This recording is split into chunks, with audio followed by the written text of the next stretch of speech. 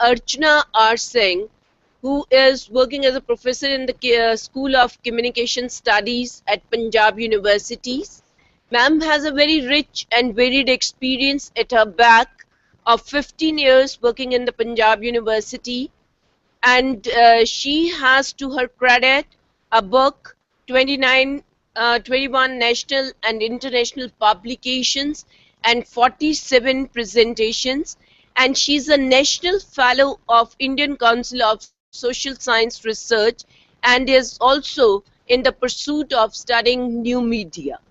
She's a multifaceted personality, having served as number of positions she has occupied while in Punjab University, and she has been the cultural coordinator for 2 years, women's warden in Punjab University for the 5 years, and she is the colloquium coordinator for Punjab University, which is organizing high-profile talks every month. She has been associated with the production and documentation on Punjab University and has contributed by giving her voice overs to the same. Under her leadership, the School of Communication Studies has won number of awards, and the first one was that of Chanakya Award for Mass Communication Education in 2011 and 12, and Indies Award for Leadership in Journalism, which was awarded to the School of Communication Studies in 2012 and 13. In addition to that, the Rotary Club of Chandigarh has honored Ma'am with the Hamari Beti Award for her efforts towards women empowerment through the use of radio. She is working very actively to promote the culture of research in her subject of mass communication, and she is the member of Advisory Board of World Center for Academic Excellence and Research, Advisory Board of the Global Media Journal, member of Editorial Board of Journal of Communication, and others. She is a regular invitee to All India Radio and conducts workshops on pronunciation and articulation for news readers and anchors. And friends, we will not be able to have a better person than her for this particular session, which is her forte, the articulation and pronunciation. And as we all know that for past 2 days we have been interacting on the various aspects of communication, and we have also touched upon oral communication, and one of the important parameters to make the communication effective is the articulation and pronunciation. So on behalf of the Institute, I extend very hearty welcome to Dr. Archana Singh and now request her to take charge of this session.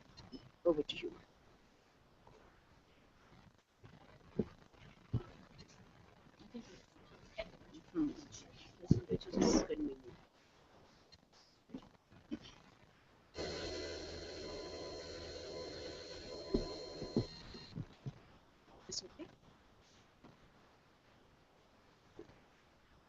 Good morning, everybody.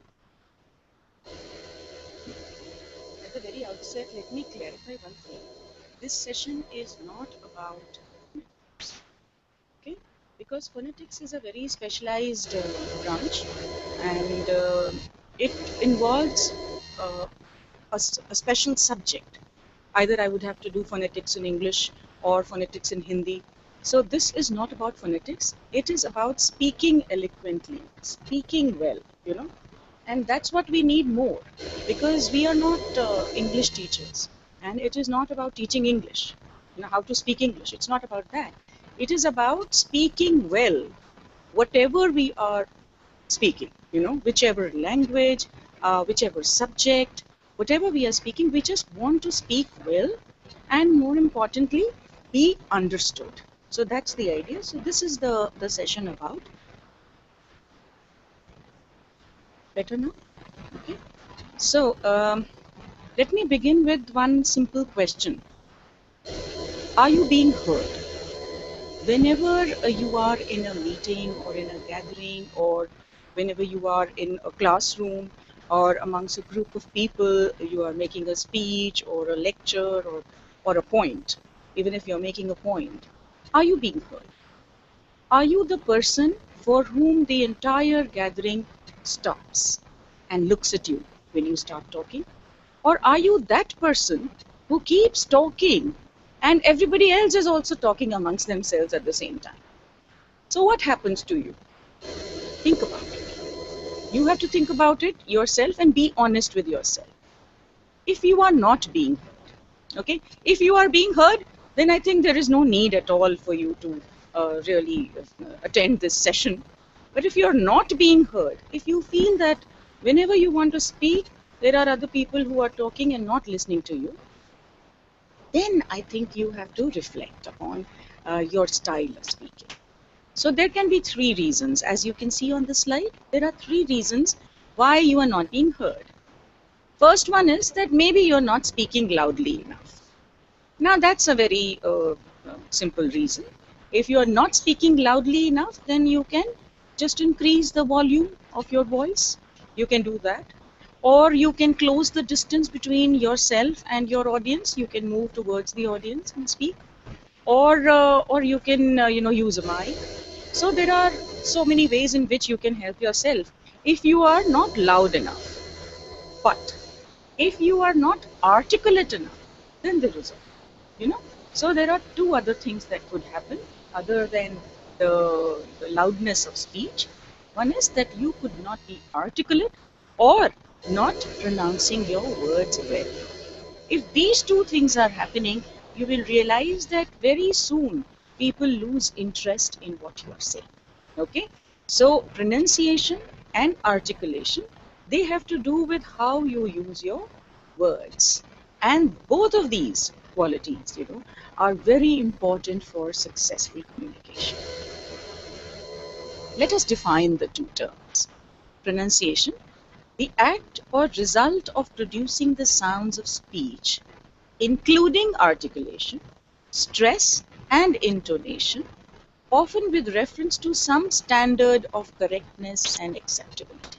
When I say some standard of acceptance or acceptability or correctness, what I mean is that within the society that you live, all of us have societies within societies, right? So within that little society wherein we live, maybe it could be your town, your city, maybe it could be your college, maybe you could be your classroom. So there are societies within societies. So where you live, there is a certain pronunciation which is accepted. So we are living in India, so we can speak Indian English. We really don't have to sound like Britishers. That's what I mean. So if you are speaking good Indian English, which is understood by all the Indians around you, and if you are in Punjab, if you are speaking English like a Punjabi, that's okay. That's okay, because all of us don't have to sound like Americans or Australians or Britishers. We have to sound like ourselves. And so there is a standard of acceptability within the community in which we live. And that has to be correct. I should not sound like a Britisher in Chandigarh.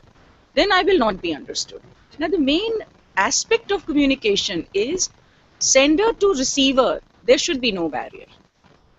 Okay. So if we are following some other accent, which may not be understood by people who don't follow that accent, then there is a problem. Okay. So I recognize communication as having happened if the receiver has understood what I want to say.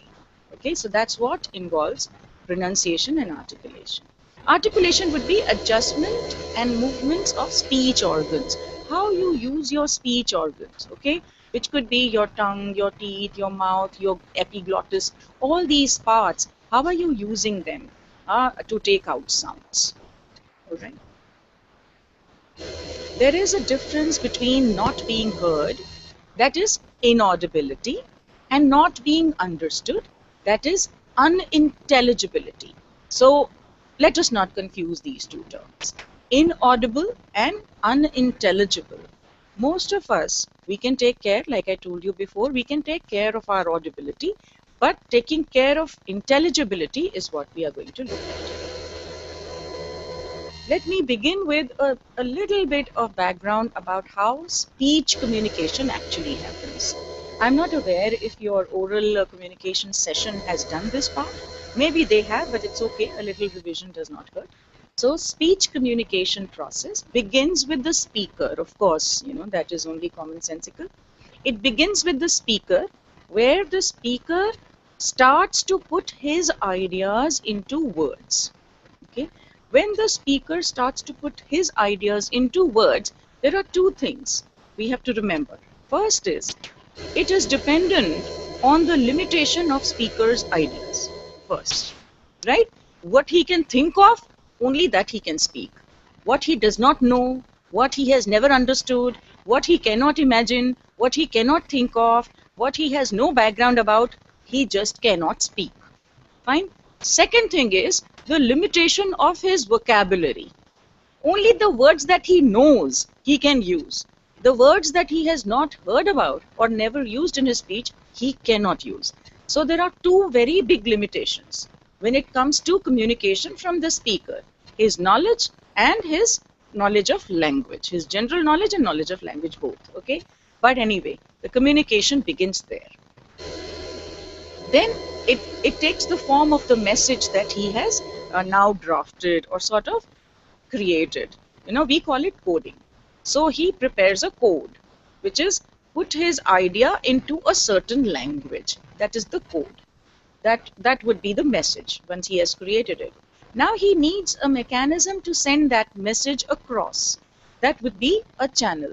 Like right now we are using this whole infrastructure as the channel. Okay, when we are talking face to face, even then we use, one is air. You need air. You cannot speak in a vacuum. You need air to transfer your speech from one end to the other. And secondly, you need language. So that would be the channel. The means by which your message is communicated from one end to the other. Then, of course, on the other end, you need the listener. Listener is the person who is going to get the message. Now, once again, both the limitations come into play. First is knowledge of the listener. Okay, if he has no idea about what the topic of conversation is, he cannot understand, and that becomes unintelligible. He can hear, but he cannot understand. Second is knowledge of language. Now, if the same lecture I were to suddenly start talking in French, then the same lecture which you have understood so far, immediately you would stop understanding, obviously, unless you know French. So both the limitations come into play at the end of the listener also. And then the listener starts to draft his message, and that is called as feedback. Okay, so from sender to the listener, from the speaker to the listener, sender to the receiver, then receiver to sender again. That's how communication flows. Okay. Within this flow of communication, there can be many types of noises. We call them noise or interference. Anything that impedes the message, anything that comes in the way of proper understanding of messages is called noise or interference. Now that could be not knowing the subject, that could be not knowing the language, that could be so many other barriers we will talk about a little later. Situation, the time and place of occurring. Where are you having this conversation makes a lot of difference in the type of conversation that you are going to have.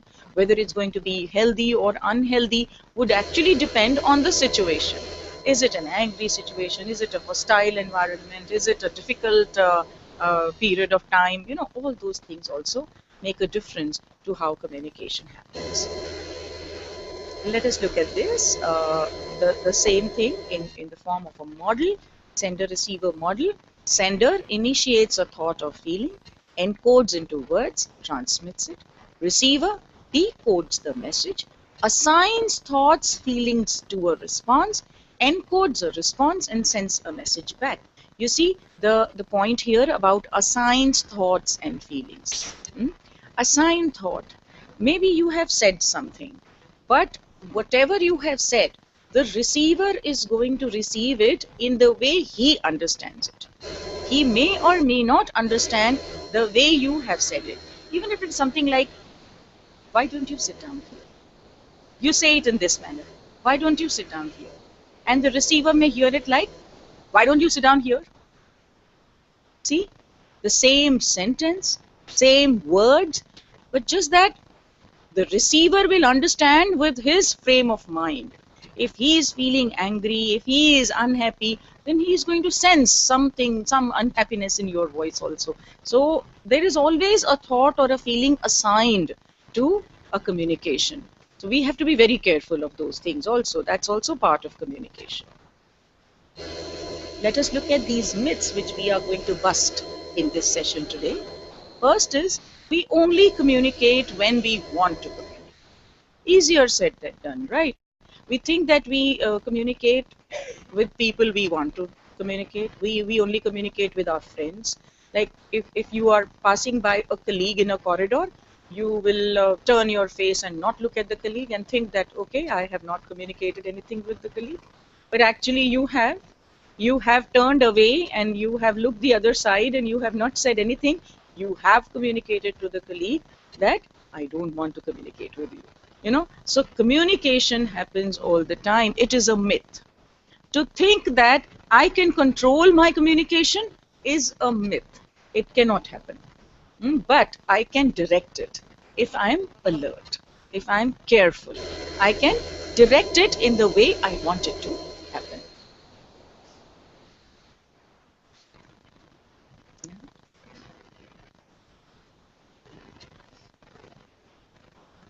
Words mean the same to both the speaker and the listener. We would think that I have delivered a lecture and I'm sure everybody has understood because I was so clear. But it may not be so, you know. My words may not be your words because my vocabulary may not be your vocabulary. And so whatever I say, I cannot be certain that 100% is being received in the same manner. We communicate chiefly with words. That's another myth. We think that only when we start to talk, we start to communicate. Now that's not true. We start to communicate even before we start talking. So we don't really communicate chiefly with words. Non-verbal communication is silent communication. That is again a problem. Non-verbal communication is louder than words. You may be saying all the right words, but your eyes, your face, your hands, your expression, your body stance will tell the listener that this is not what you mean. Okay, so there has to be consonance between what you are saying and what you actually feel, what you actually want to say, but you are saying something else. Now, two things have to go together. If they don't go together, communication does not happen.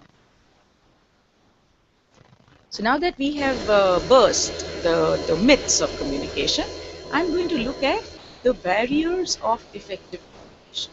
Okay? The things that come in the way, that which we called as noise or interference in the beginning. Barriers. First barrier is misinterpretation. Misinterpretation is when something is said, but something else is understood. It can be both intentional and unintentional. When it is intentional, then there is some other thing, contributing to the communication. It is not a very straightforward communication. But when it is unintentional, then it could be a problem of articulation. Sometimes people just don't want to understand what you are saying. Then it is not a problem of articulation. It is not a problem of pronunciation. But if they are, they want to understand and yet they are unable to understand, then it could be an articulation related problem. Evaluation of sender. Most of the time, when somebody starts to speak, we already make up our mind about how that other person is. We make up our minds about people the moment they walk into a room. We have a first look at them and we decide whether or not we like them. And the moment that kind of decision has happened in our brains, when that decision has been taken in our minds, we are not receptive to verbal dialogue. So if you want to be good communicators, then that is one of the first things that you will have to leave behind. Evaluating the sender of your message. You will have to leave that behind in order to go forward in the next stage. Projection. Now this is on part of the sender. Okay, the receiver begins by evaluation. That is the receiver's problem. The sender begins by projection.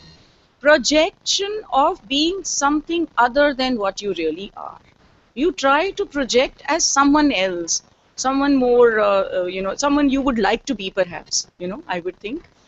So many times I have experienced in my class when students newly join the department, assuming that Department of Mass Communication, they have to live up to a certain standard or something. I don't know what is the reason, but they try to project as if they have some fake accents. They come with an accent in their English. So the moment they start speaking, it is unnatural. And it can be easily made out. That is a projection of someone probably they would like to be, but they are not. But then it becomes an articulation problem. It begins like a psychological problem, but it ends up being an articulation problem because now you are speaking like someone else. You are not speaking naturally like yourself. And when that happens, the receiver is disconnected between what you are saying, how you appear, and how you are saying it. These three things come into play, and all communication goes for a 6 in that kind of situation. So projection, and sometimes we try to sound more intelligent by using big words and long sentences, and again projecting some kind of intellectual superiority over other people, but that is caught. That is caught immediately. So we have to be honest to ourselves if we want to have an honest communication. Stereotyping. Stereotyping is a state of mind that we cultivate over a period of time. And this is generally not our fault. We don't do it intentionally, but it is done to us right from the time when we are little kids. There is this atmosphere in the household, there is this atmosphere in the city, there is this general understanding of some notions. Now, these notions could be anything. It could be about a group of people. For instance, all politicians are like this, all policemen are like this, all teachers are like this. So you have a notion, you have a stereotype in your mind. So if I give you a dress of somebody, you will immediately say, oh, he is this type of person, just by having that stereotype of a dress. If I say he's wearing kolhapuri chappal and khadi kurta and khadi jhola, if I say that, you'll say, oh, he must be a journalist, or he must be a social worker. You have an image, and you live by that image. But that is not really true of everybody, right?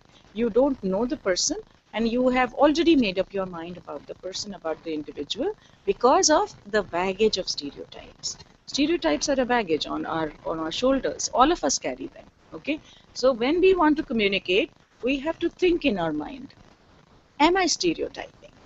If I am, then let me be a little more careful in my communication. Arrogance and superiority. Look, we are all here because all of us are teachers, right? And teachers certainly know a little bit more than the students. I'm only saying a little bit more because all information that we are going to ever teach is available for our students also. And they are certainly more savvy than us when it comes to searching for information. So having an attitude of arrogance and superiority is visible. Not only in the classroom, it is visible in every interaction which we have with another human being. And this comes in the way of effective communication. Similarly, defensiveness. When we don't know something, when we are at loss of words, when we are unable to answer questions, we want to defend ourselves. And so half our time is spent in being arrogant. The other half is spent in being defensive. Now, where is the chance to communicate? Where is the chance to communicate in this kind of situation? If you look at this whole list, you find that all our communication is passing through all these barriers. So even if you have the best accent in the world, but if all of these things are there in your communication, then you are not going to be very well understood by your receivers. Now I begin with the next set. Inarticulateness. After all these things, See, I just can't come here and start teaching you how to pronounce words or start talking about pronunciation if all these barriers are going to stand before us. So we have to first learn to deal with them, and then we move on. Now comes articulation. Once we've dealt with all these things, how do I pronounce my words? How do I string my words together into sentences? How do I use my phrases? How do I use my pauses? All these things would fall under articulateness. Hidden agenda, when you have some other agenda other than just communicating. If there is something else you want to pull through, that is also visible in your communication. Then we have status. Difference of status makes a lot of difference in communication. Best communication happens amongst people of same status. If I had to deliver the same lecture to senior professors, then I would be a little more nervous than I am right now. So there is a difference in status. Environment, if it was too hot, if it was too cold, if it was too uncomfortable, like this light is shining on my face, this makes a difference in how you communicate. Emotions, that we know. When you are emotional, either you are sad or you are angry or you are happy, if you are crying, if you are laughing, the only thing you communicate when you are emotional is the emotion itself, nothing else. When you are angry and you're shouting, what you actually communicate is anger. Whatever you have said, it does not matter if it is in good accent or if it is in bad accent. It does not matter at all, because you are only communicating the emotion. So we have to remember, if we need to communicate something important to somebody, then we do not want to be emotional at that moment. Because if we are emotional, then we only communicate emotion. If you are laughing and saying something, then you only communicate happiness. If you are crying and saying something, then you only communicate sorrow and sadness. So we have to be careful about not being emotional when we are communicating. Differences in background. Where I come from, where you come from, all these things make a difference. So our background goes with us. Where I have been schooled, where I have stayed all my life, all those things will have an effect on the way I use my words, on the words that I use, all those things. So you can easily make out the background of the person from the accent or the way he speaks. And it's going to affect our communication. Poor timing, when you say the wrong things at the wrong time, it makes a difference. Personality conflicts. After all said and done, after all these things have been understood, the last and the most important thing to understand is that each individual has a personality, and some of us, just don't like some of us. So if we don't like some people, then all the efforts in making good communication, we will fail. So that we have to understand, no method is foolproof, right? There's always personality conflicts when it comes to communication.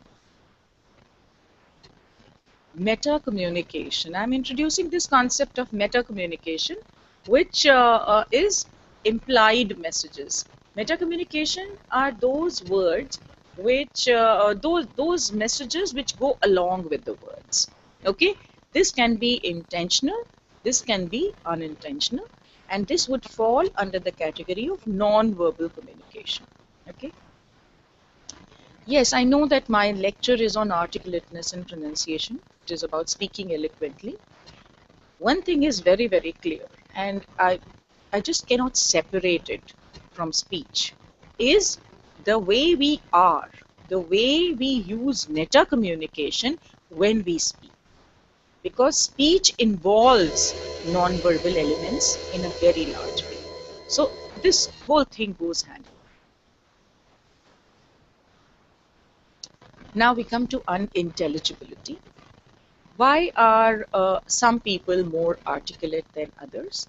Why are some people not so articulate? Okay, so we are going to look at causes of unintelligibility. People with poor articulation can sound throaty because their tongue is pulled too far back. If your tongue is pulled far back into your throat, then you cannot pronounce words properly. And you'll notice this, that some of us have this habit of not using the tongue well. You see, the tongue is one of the most important elements in speech communication. So if your tongue you are not using properly, then you are not going to have good speech. Okay, I'll just demonstrate. I'm going to pull my tongue back into my throat, and then I'm going to try to speak. Okay. People with poor articulation can sound throaty because their tongue is pulled too far back. The tongue is not being left free. The tongue is being held up behind, and so many of us speak like that. So the tongue, we have to understand the importance of the tongue. They may sound muffled because they don't move their tongue enough when they speak. So when you are not using the tongue properly, then the sound is very muffled. Both problems affect our ability to be understood, of course.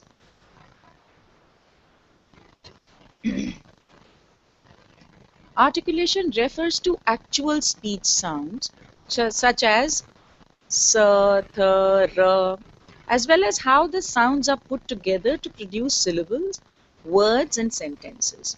Make sure your tongue is positioned towards the front of your mouth and that you use your tongue to clearly enunciate the words.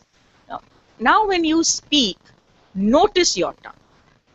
Just notice the amount of work your tongue is doing as you speak. Okay? We take the tongue for granted. We just take it for granted. We talk, we eat, and we chew at the same time. Now look at the intricate work that the tongue is doing. When you are chewing, there are the teeth so menacingly, up and down, up and down. They are actually turning that food into pulp. And that tongue, poor thing, is in the middle of all those 32, saving itself, not getting bitten at every bite that you take. And then you talk at the same time, where tongue is used to go back and forth, in and out, up and down. And so the kind of exercise that tongue is doing, it is one of the strongest muscles, The tongue, it's a muscle, like all other muscles. And so here we use that muscle so much, but we don't even pay attention, little bit of attention to it. We are so alert about our calf muscles and our biceps and triceps and all the other muscles, but we don't think of this muscle that works non-stop. We really now have to start noticing. Start noticing your tongue and the amount of work this muscle is doing. Okay? And the risk that it takes all the time. What is it? Okay. Articulation is a physical and muscular activity. This is what I was saying. It's a physical activity. It involves a lot of activity amongst the speech organs. And it's a muscular activity because tongue is a muscle. The ability to move fluidly and adroitly from one position to another is extremely important for clarity and accuracy. To be able to move quickly, it's very, very important. So that's why in Hindi there is this word lachili. The tongue should be so flexible, and lachili is a very good word for it. It has to move very quickly. Persons will vary their articulatory positions under different emotional states and social situations. We already discussed a little bit of this. Improving articulation. Now, starting with how we can improve, I'm looking at 3 conditions here. First is, have you heard yourself? Have you ever heard yourself? Now, we would talk, when we talk, we hear ourselves from inside, and certainly when we are talking, we want to sound our best. And so, we assume that we are speaking well. And why would we not speak well? You know, all of us want to be heard. All of us want to be understood. All of us want our messages to go across and communicate well. So obviously, we are speaking well. When we talk, we assume that we are speaking well. But have we heard ourselves from the point of view of another person? Maybe, you know, from the point of view of your listener. What do you need to do then? You need to record yourself and listen to yourself from outside. You'll be surprised. You'll be surprised at what you hear. Yeah.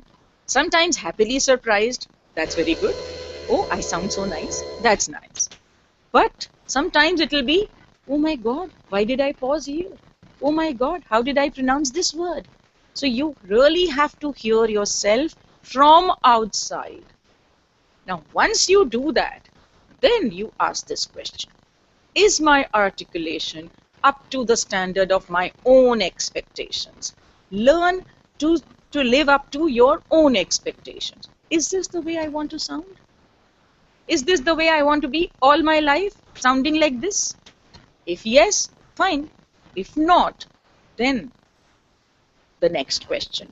Are there any sounds or sound combinations that need improvement? Identify. Identify what is that word that I'm not saying properly?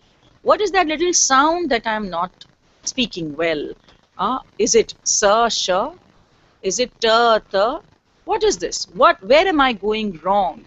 So listen to yourself from outside, decide whether you want to improve, and then identify what is the part that needs improvement. You really have to do it to yourself, you know. No amounts of lectures and calling people from outside and talking to you is going to improve it. You have to decide for yourself if you want to do this. 3 conditions must be fulfilled to articulate clearly.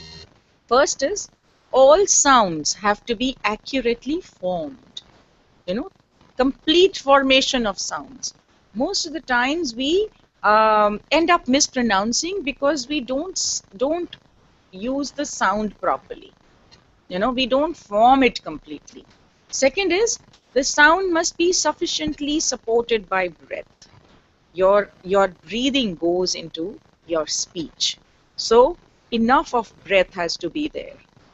It's like exercise. It's like yoga, you know, that breathing has to be there. And sound must be completely finished. It has to be complete. Otherwise, unfinished sounds lead to inarticulateness. How to be more articulate? Begin with this. Watch yourself in the mirror. Mirror is a great teacher, you know. Stand in front of the mirror and say. Practice for short periods several times a day using words. The words that you think are difficult, you see their correct pronunciation. See how your lips and your teeth, etc. are forming. How are you using your speech organs? You have to watch yourself speak. You do that and practice. You have to be relaxed about it. Breathing is important. That's why breathe deeply. Wherever you talk about articulation exercises, they are going to talk about breathing. You know, so learn to breathe deeply so that you can put that breath into your words. Concentrate on vocal efficiency. Listen to yourself. Concentrate on how your sound comes out of your mouth. Best way to do is to read aloud. You know, pick up a book and read aloud. See, when we were children, we used to have reading in classes. If I remember, our English teachers and Hindi teachers would have reading sessions where one whole period we would be reading.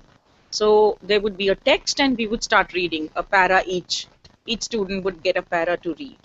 I don't know if they do it now. Do they do that? Do they do reading anymore? See, what is happening slowly is that our children, you know, the students that we have now, they are not used to reading aloud. They are not used to talking as much as we were, you know. We had to talk on the phone. Our children don't talk. They type. You see where this is leading us? More and more of written word is being used for all types of communication. WhatsApp messages and SMSs and email. So you send a message, the other person reads the message. Now, in that sending the message, if I have sent it with one feeling, the reader is going to read with another feeling. Okay? So, as long as we don't speak, we are not going to have that perfect kind of communication that we aim for. So, and these children are going to have problems of articulation more than what we have also, because they are just not used to speaking. So the little nuances of speech, which we have learned over a period of time through experience, they are not getting a chance to learn that. So reading aloud is important. Not only should you read aloud yourself, but also make your children and everybody you know read aloud. Okay. Repeat difficult words and phrases several times.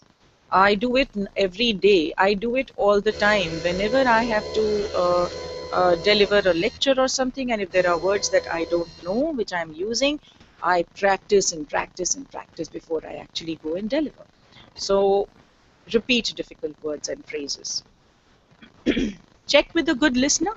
Check out with somebody who you think would may not actually know, but would have time to listen to you and would give you positive or any type of feedback.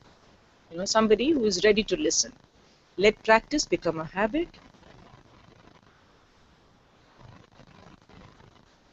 In order to practice, I'm going to give you a hint of how you can practice. Because a good way to improve one's delivery of normal phrases is to practice on difficult ones. And what are these difficult phrases? They are tongue twisters. Any articulation exercise involves tongue twisters. And again, I'm reminded as a child, we used to have tongue twister competitions. And I'm sure children do that even now. You have tongue twisters in every language. Why do you think they made tongue twisters? So that we learn to articulate well, and also because they want us to differentiate between sounds. Okay, so there are some tongue twisters that I've brought with me, but certainly you know more in variety of them. So it doesn't matter which tongue twister you use. What is important is that you use tongue twisters. You do tongue twisters every day. This is part of your exercise before actually going to speak at a formal gathering or something. Let us do something with tongue twisters. Let us have them here. Betty bought a bit of butter, but the butter was so bitter, so she bought some better butter to make the bitter butter better. Betty bought a bit of butter, but the butter was so bitter, so she bought some better butter to make the bitter butter better. Betty bought a bit of butter, but the butter was so bitter, so she bought some better butter to make the bitter butter better. Okay. Similarly, 11 benevolent elephants. Then she sells seashells on the seashore, but the shells she sells are seashells for sure. Are you trying with me, or am I the only one? You should be also saying these. Okay. Let's have them. She sells seashells on the seashore, but the shells she sells are seashells for sure. She sells seashells on the seashore, but the shells she sells are seashells for sure. I'm going to increase the speed. She sells seashells on the seashore, but the shells she sells are seashells for sure. She sells seashells on the seashore, but the shells she sells are seashells for sure. She sells seashells on the seashore, but the shells she sells are seashells for sure. Got it? When we come to exercises, I'm going to make you do it. Okay? Then how much wood would a woodchuck chuck if a woodchuck would? Then you have so many in Hindi and so many in Punjabi. So when we come to exercises, we will do tongue twisters. All right? How to deal with the tongue twister? Start slowly and carefully. Start slowly. She sells. See the difference. There is a sh and there is a sa. This whole tongue twister is based on this complicated cluster, you know. And this is a problem with so many of us when it comes to pronunciation and articulation. We are unable to pronounce these two together, sh and sa. So here we have she sells. Sea shells. Now it is opposite. On the seashore. But the shells she sells are sea shells for sure. And that is what gets us into trouble, because there is sh, sa, sh, sa, sh. You know. So first understand. She sells seashells. Give yourself logical, commas. Okay. Logical pauses. Where do you want to pause? She sells. Pause. Sea shells. Pause. On the seashore. Pause. At the end of a thought, pause. Okay? Using pauses is a part of articulation. Hmm? But the shells, pause. She sells, pause. Are seashells, pause. Make sure that the start and the end of each word is crisp, it's complete. Repeat the phrase, getting faster and faster while maintaining clarity. You're not supposed to jump over the words, and mingle them. You're not supposed to do that. So they have to be clear. If you trip over words, stop and start again. You have to keep going on and on and on, and you'll get it. I've come to this very good part. Hindi, Hindi swar. All of us know these. A, I, U, A, I, O, Au, Aha. These are the ones which we learned as children. And if you notice, uske niche jo hai, pa, pa, pi, pu, pe, pai, po, pau, pam, paha. Every consonant was given the swar, and we had to practice in our Hindi classes. Kaka, kiki, kuku, kaka, kiki, kuku, gaga, gigi, gugu. We had to do that. And so we learned how to use the swar with the consonant, with the vyanjan. We learned to do that, in our classes in Hindi. So if you notice, as children, when you were taught, you were actually taught articulation.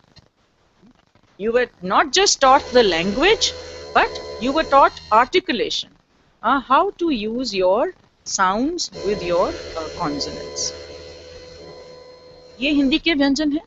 क ख ग घ ङ च छ ज झ य ट ठ ड ढ ण त थ द ध न प फ ब भ म य र ल व श श स ह क्षत्रज्ञ. अब इसमें आप देखें इसको, क ख ग घ. ध्यान दें आपकी जुबान पर. जब आप क ख ग घ बोल रहे हैं तो आपकी जुबान कहाँ है? गले में, at the glottis, which is the speech organ that you are using. You are using the glottis. क ख ग घ. ये सीधा गले से. अगली लाइन च छ ज झ. जुबान थोड़ा आगे आती है आपके ग्लॉटिस से निकल के आपके तालु को. Cha, cha. It is not hitting. It is sort of scraping. Okay? The movement is different. जो आप अगले लाइन में मूवमेंट देखेंगे अपनी जुबान की, वो अलग है, और च छ की मूवमेंट अलग है. च छ ज झ. अगला वो ठोकर मारती है आपके तालु को. ट ठ ड ढ. आप देखिए आपकी जुबान क्या कर रही है. ट ठ ड ढ. अब और आगे आते हैं. ये च छ से भी अलग है, ट ठ ड से भी अलग है. त थ द ध. दांत पे मारती हुई त थ द ध. और अब हमारे होंठ काम करते हैं. प फ ब भ. प फ ब भ, है ना. और जो आगे है य र ल व, इसको छोड़ के अगला देखते हैं श श और स. इन तीनों के उच्चारण में हमेशा परेशानी होती है. श स में तो हमने आमतौर पे नोटिस किया है. श और स के उच्चारण में जो दिक्कत आती है, श को स बोलना और स को श बोलना, ये आम है. लेकिन जो बीच का श है, षटकोण वाला श, जिससे संघर्ष बनता है, जिससे कृष्ण बनता है, उसके उच्चारण में बहुत कमी है. लोग श को श की तरह ही प्रोनाउंस करते हैं. आप खुद को नोटिस कीजिए, आप कृष्ण बोलते हैं. पेट कटे वाले श को शलगम वाले श की तरह ही बोलते हैं. तो अगर एक ही उच्चारण होता तो दो अक्षरों की क्या जरूरत थी, ये सोचिए. जब हम कहते हैं शलगम तो वो शलगम है, लेकिन जब हम कहते हैं संघर्ष तो वो श है. उसमें श का यूज होना चाहिए, है ना. जैसे कृष्ण, sh. Okay, तो sh, sh, s, sh, sh, sh, s. नीचे जो दिए हुए हैं, these are loan words, है ना? a, ह, ग, ये उर्दू के हैं जो हमने इसमें इस्तेमाल किए हैं. प्रोनाउंसिएशन की अधिकतर जो प्रॉब्लम्स हैं, most of them, they come when we have to move from one language to the other. Okay, so I'm going to talk a little bit about how Hindi speakers have a problem with English. You know, now this is the same everywhere. Russian speakers have problem with English, Kannada speakers have problem with English, Chinese speakers have problem with English, so that's okay. It's okay. First of all, it's okay to have that problem. Anybody who has a different mother tongue will have a problem when they speak a foreign language. So that's fine. Understanding that it's okay, we'll just look at what are the main problems that we have, you know. We are all Hindi speakers, so what are the problems that we face? Our script has 10 vowels and 40 consonants. Hindi is highly phonetic. It is pronounced the way it is written. Okay, so if you have a half sh, then it is pronounced only half. If you have choti e ki matra, then it is pronounced likewise. So it's not like in English that I can be a deeper sound, a stretched sound, and I can also be a small sound. In Hindi, choti e is specific, badi e is specific. So ki are two different sounds, and so it is very phonetic, Hindi.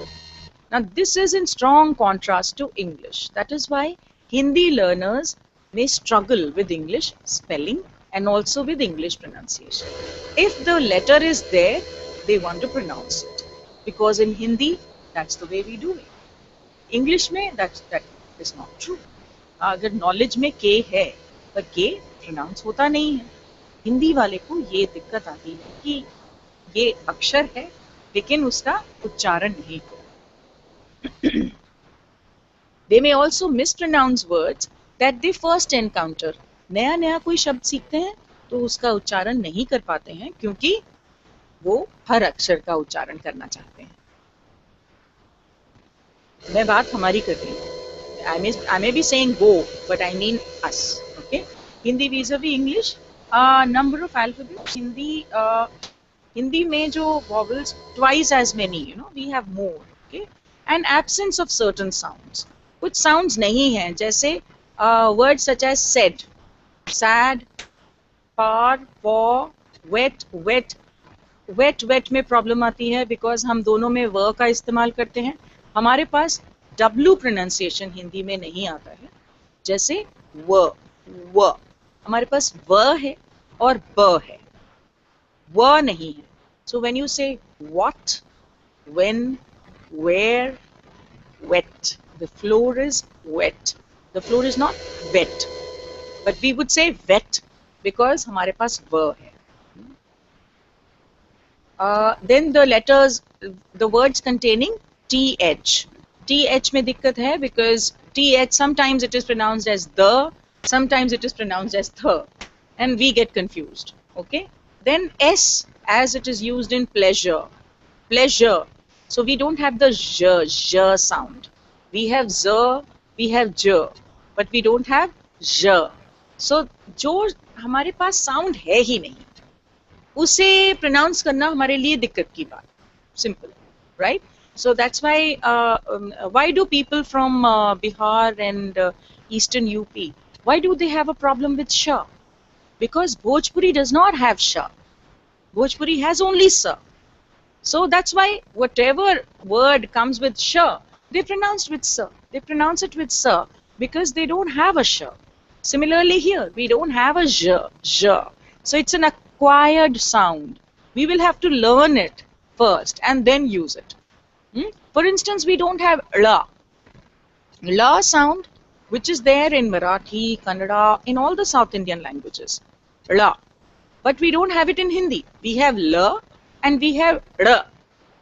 We have la, da, ra. but we don't have la. So then that is a very different sound. You ask a Hindi speaking person to use la, he will find it difficult. He will either use it as la or use it as da, kada, da, but not la, helu, like in Kannada. Okay, so there is that problem. Consonant clusters. Sometimes groups, the clusters of sounds, they create a problem. In the beginning or at the end, the words are more common in English. This leads to errors in pronunciation of words such as straight. Now, yeah, we would say straight because we don't have STRA. We don't have that stir sound in us. We have spashed. When we have spashed, we have spur, but we don't have stir. You see? So we know how to say spashed. We don't say ispashed, spashed, but we say straight because we don't have that sound. Fly, ly sound we don't have. So we will say anything else. Film, lm. These are clusters that we find difficult because we don't have them. So film, lm we don't know. So we'll say film, film. We'll say something else trying to pronounce that word. Then the stress. Where to stress, how much to stress, how to stress, which part of the word to stress, the syllable. That becomes a problem. Compared to English, Hindi has weak but predictable stresses. Yeah? We know where those stresses will go. Learners therefore have considerable difficulty with irregular stress patterns. The same word, photograph, photography, photographer. Now when you say photograph, why don't you say photograph? You don't do that. So it is photograph but photographer. So here you have stressed on pho and here you are stressing on to. Similarly, economics, economy. Economy of the country, economics. It depends on economics. You see? So the word is the same, but the stress is different. Unstressed and silent letters. These are always a problem for us. Hindi learners have a trouble in swallowing unstressed syllables, such as the first syllable in the words. For instance, these words, tomorrow. Let's meet tomorrow. He's very intelligent. Now when I say intelligent, what am I doing? I'm swallowing the first IN. Intelligent. Very intelligent. I'm not saying intelligent. That's not the way they are saying, intelligent or tomorrow. They don't say tomorrow. Let's meet tomorrow. So what they've done is they've swallowed the first TO. Remember? Remember how to swallow it? When you say remember, you're not saying remember. Please remember. You don't say that. You say please remember. Remember. What you've done is you've swallowed the RE. That's the sound you are creating. Similarly, intelligent. It's very intelligent. That's the sound you are creating. You're not actually saying intelligent. Remember, you're not saying that. So there are so many words in English where we actually begin by swallowing. And that Hindi speakers have a problem. Because in Hindi, we don't swallow anything. We know how to stress, we know where to start and where to finish. So we don't really eat some words up, but it happens in English. Okay, and then there are the short common words in English which are very weak. When we are speaking in English, they are used in a very weak manner, but we use them in a very strong manner. For instance, has, and, was, to. I had to go to the markets. When I say I had to go, this to is like this. I had to go. If you take out that sound, it's very weak. She and I are going. When I say she and I did not say she and I. I said she and I. What I've done actually is only pronounced N. I have not pronounced A and D. She and I will go. But when we are speaking newly a language, then we would say she and I will go. Hindi speakers would stress on the, because for us the is a letter which is stressed a lot. Hindi में जब ड का उच्चारण होता है बहुत ही clearly होता है। जैसे ड ट ठ ड ढ वाली पूरी लाइन बहुत ही क्लियरली होता है, वो जब इंग्लिश में कम उच्चारण होता है we get confused. Then we have our way of speaking. Subject, object, word. That's the way we would speak in Hindi. English का है subject, verb, object. उल्टा हो जाता है। Example, राम पाठशाला गया। राम subject, पाठशाला object, गया verb। और इंग्लिश में क्या हो जाता है? Ram went to school. Ram object, subject, went verb, school object. तो पूरी sequence change हो जाती है। So a new learner of English would have a problem with that also. Then they would say Ram school went. When you translate from Hindi to English, they would say Ram school going. Okay, and we would think that we are correct. So that is one of the problems that Hindi speakers also they face. Okay, common problems: pat, top, catch. Look at the use of the letter T in all of them. Pat, pat. T is not very clearly pronounced. Pat, it ends like that. Top, top. T is stressed. Catch. T is not pronounced at all. It's just there, you know, catch. So you need to let your breath out as you make these sounds, all of them. Now this is about speaking, okay? Then TH, again, you have to use your breath. The, okay, it goes out. T and D, you know, again we mispronounce them because of heavy accent. We lay a lot of stress on t, d, like I told you. Similarly, W versus V, wet and wet, wet. Bridges, we don't have this sound where D, G sounds like Z, okay? We would say, we don't have that sound. Shh, bridge, we don't have that sound, right? So we would either say bridges, bridges bane hain, you know? So we would end up sounding like Z. So that's a mistake. Similarly, pleasure, I already said, we don't have that sound, j, sound. And sir and sh, we always have that problem. And when S is used as z, लिखते हैं s और pronounce कर रहे हैं z, walls, fees, balls, अलग सा pronounce कर रहे हैं. We're not pronouncing it like sa. Okay, so then that creates a problem. So we learn the characteristics of the sound. What articulators are used to produce that sound? Whenever you hear a new word, try to understand the articulators that are being used. Are the lips being used, teeth being used, tongue being used, gum ridge being used? Is it coming from the hard palate, soft palate? Is it coming from the glottis? From where is the sound originating? Learn that. Once you do that, you will be able to notice your tongue and your speech organs as you try to pronounce. Then, how much airflow should go into your speech? Okay, like P, T, G, P, T, J, where airflow is released and stopped, released and stopped. Whereas in S, F, Th, it is released continuously, a longer release of airflow. कितनी हवा देनी है और कहाँ रोकनी है, that we need to notice. So you need sufficient breath support. You need to support your sounds with breath. To produce normal speech, air must be exhaled. Okay? Every time you exhale, you can speak. You cannot speak while inhaling. You cannot take in and speak. Okay? It has to be exhaled.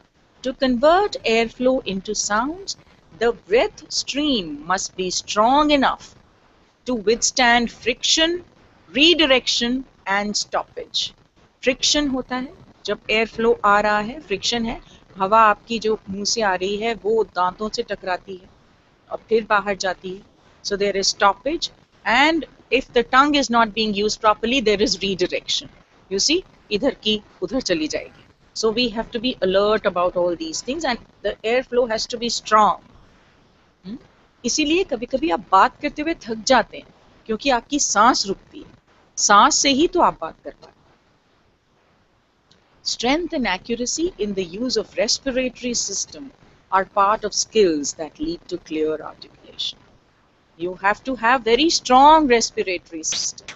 You know, जो मैंने बात कही आपसे शुरू में, that tongue is a muscle. If the tongue is a muscle, then that needs exercise also. You know, and since you require so much of breath, then you need to exercise your breathing too. See, when you want to swim, you learn to use your breath, right? When you jump into the pool, you know, अब इतनी देर मुझे सांस नहीं लेनी है. Then you come out and then you breathe and then you go back in. You know how much breath you need for the next lap. Similarly, when you start to speak, you have to know how much breath you need for the next sentence till the time you pause. And you need to know where to pause in order to take that breath. So it has to be the most natural pause. Okay? जहाँ पे आपकी सांस रुकती है, वहीं पे आपने सांस लेनी, right? So when you stretch too much, then you end up inhaling and speaking. And that happens when you are singing. Notice that. When you are singing, you notice that sometimes when you're so out of breath, then you are inhaling and you are singing and your voice does not come out naturally. So learn to use your breathing pattern for your speech. Okay? One of the most noticeable articulation problems is incompleteness. When we do not complete the sentence or the word or the sound, such as T, D, K, G, when produced in words require an audible explosion of air. Bat, bed, cook, log. So breath comes out and it can be heard. When we don't do that, then we are not speaking those words properly. Completeness is very, very important. I would like to break here, but I would like to take questions from you. If you want to ask any questions, then maybe we can interact. Or what we can do is we can do tongue twisters. What do you say? Can we have tongue twisters? Let me go back to the slide with tongue twisters. Yes, ma'am, we can start with tongue twisters. Yes, yes, please do.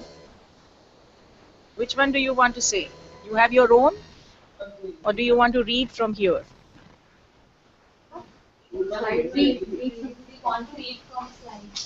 Ma'am, can we read some slides you have? Yes, yes, you can do that. Yes. I have put the slide with tongue twisters. So maybe you can start and let's have some tongue twisters and then we can go for tea.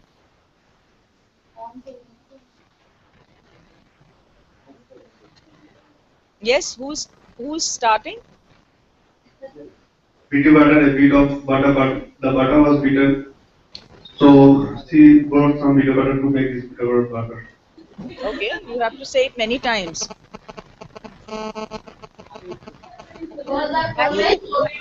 Pretty butter, a bit of butter, but the butter was bitter. So bitter, she brought some bitter butter to make this bitter butter. Pretty butter, a bit of butter, but the butter was so. Why don't you say it slowly first, so that you understand? Say it slowly. Betty bought. Betty. Which is your normal pause? Use your normal pauses. You know, use your strength. Your strength is knowing your pause, right? There where you have to breathe. So, Okay. Betty bought a bit of butter. Betty bought a bit of butter, but The butter was so bitter. the butter was so bitter. So she bought. bought some better butter to make the bitter butter better. Okay, we keep using the same pauses, okay, so that you don't trip. Betty bought a bit of butter, but the butter was so bitter. So she bought some better butter to make the bitter butter better. In our childhood, we have a tongue twister. In Hindi, I can't hear. I can't hear. Can you hear me now? Hello? Yeah, you say your own tongue twister. In our childhood, we used to read a tongue twister. Okay. It was एक तो ऊंचा ऊंट कुछ पीठ ऊंची ऊंट की. हाँ हाँ. That was a very nice one. बोलिए बोलिए जल्दी एक जल्दी. तो ऊंची ऊंट की, एक तो ऊंचा ऊंट कुछ पीठ ऊंची ऊंट की. हाँ बोलिए इसको कई बार. एक तो ऊंचा ऊंट कुछ पीठ ऊंची ऊंट की, एक तो ऊंचा ऊंट कुछ पीठ ऊंची ऊंट की. Now Very I good. will pass the mic to others to repeat the same. Yes. एक तो ऊंट ऊंटा ऊंट ऊंट. देखो मुझे नहीं आ रहा है ये वाला. You have to really practice. ऊंट ऊंचा. That's somebody else. Yes. This is very difficult. Somebody else can say this one. कुछ ऊंट ऊंचा कुछ पूंछ ऊंची कुछ ऊंट की. कुछ ऊंट ऊंचा कुछ पूंछ ऊंची कुछ पूंछी ऊंट ऊंट की. कुछ ऊंट ऊंचा कुछ पूंछ ऊंची कुछ पूंछ ऊंट की. Anyone? आ जाओ यहाँ. आओ. Got it? इधर आके बोलो. We have a participant here. She'll share one tongue twister. Come here. पीतल का पतीला पीला पीला, पीतल का पतीला पीला पीला, पीतल का पतीला पीला पीला, पीतल का पतीला पीला पीला, and पीतल का पतीला पीला पीला. Yes, let's have it. पीतल का पतीला.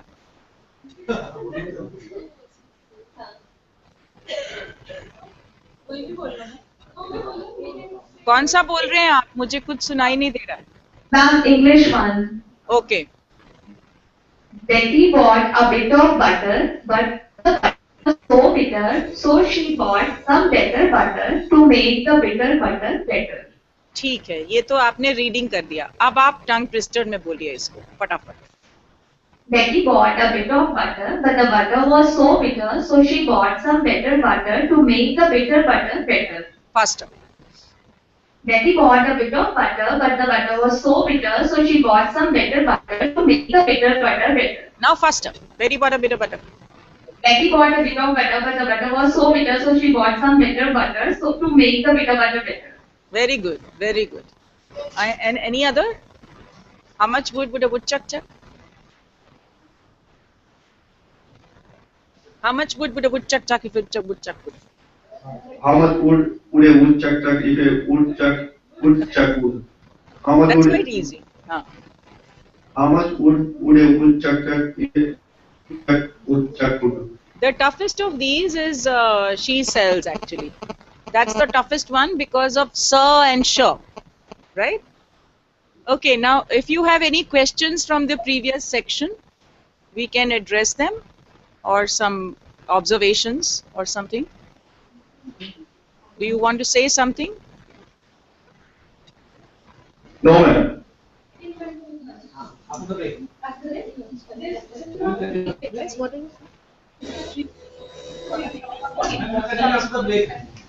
Ma'am, we can continue after the break. Yes, we will continue after the break. Okay, great, ma'am. Thank you. I'm going, yeah. I'm going for a cup of tea now, and so should you. Then we come back and we do some pronunciation, and I have lots of exercises. Sure, ma'am. Sure, ma'am. Okay. Thank you so much. We'll join you All after right. 15 minutes. All right. See you then. See you. Bye. See you.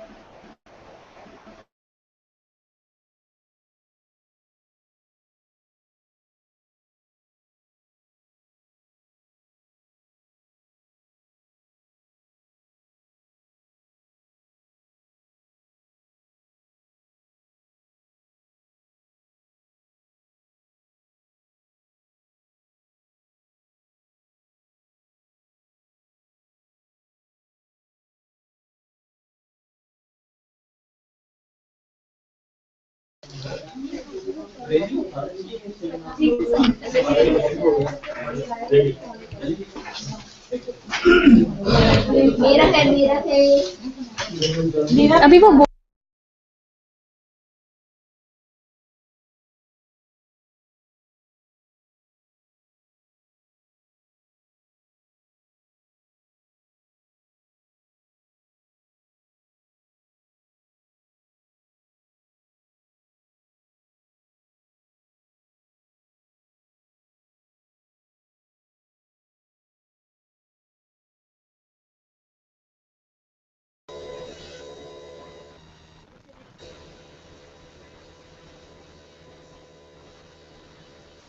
It started?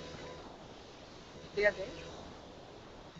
So welcome back to the session, second session of the day, and we are likely to continue with our previous sessions on articulation and pronunciation.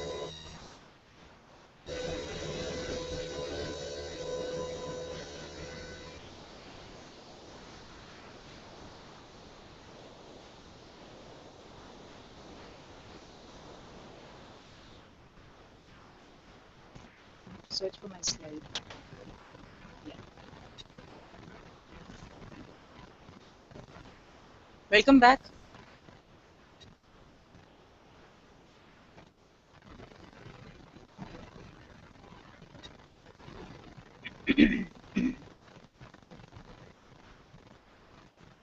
We continue now. We learned a little bit about articulation in our last session, and now we continue with the pronunciation and some of listening and speaking skills. Now again, I stress that this may be a repetition, but there is no limit of knowledge. So maybe other people who have taken listening and speaking, they may have some points, I may have some other points, but we just put it together to make it a wholesome communication. I don't want to listen to myself. It's good for both.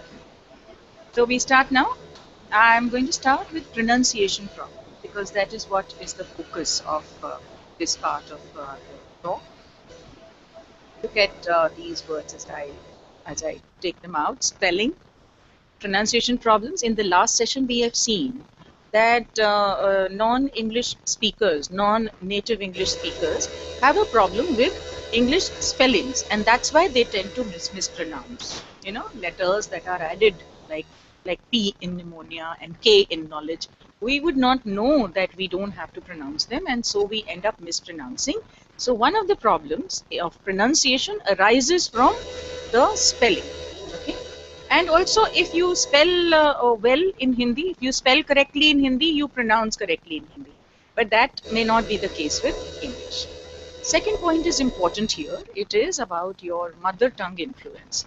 You see, how much ever you learn to practice phonetically speaking in English or in any other language, your mother tongue does not leave you. Your mother tongue is just like your mother, okay? Stays with you all the time. So you may put her behind, you may shelter her from everyone else, but she's still with you, right? Mother tongue is with you. It stays somewhere in the back of the mind, and in one or two words it will appear, and everybody can make out from where you are. At the end of this session, I want you to tell me from where I come. Okay?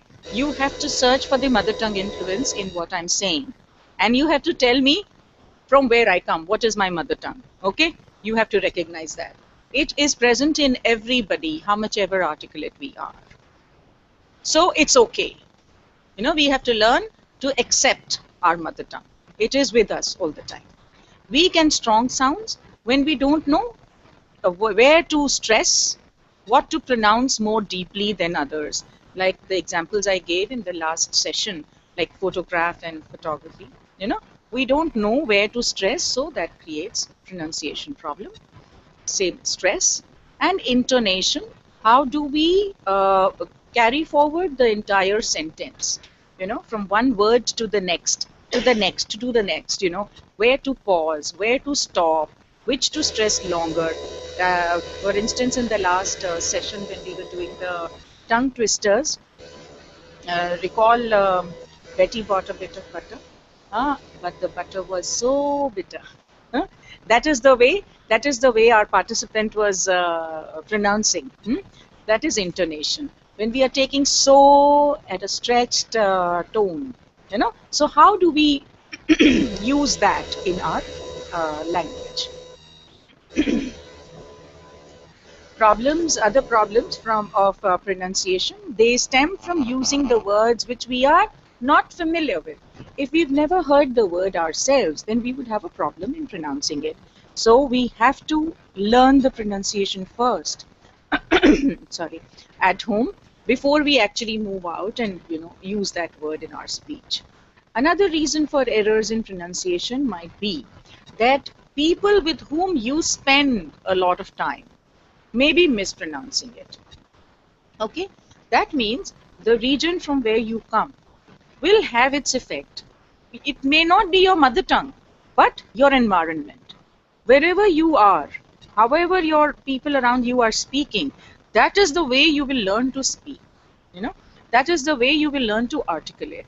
So that has an influence on your pronunciation. Okay, so from wherever I come, people now tell me that I have a little bit of Punjabi in my pronunciation. So because I am living here, I am influenced by Punjabi and it affects the way I speak.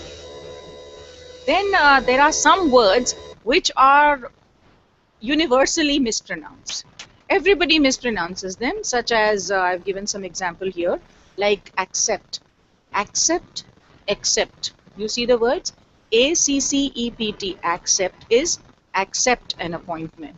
Accept is without, So there are two different words, but they are pronounced in the same manner. Similarly, Arctic, but we pronounce it as Arctic circle, Arctic. And the most mispronounced is etc.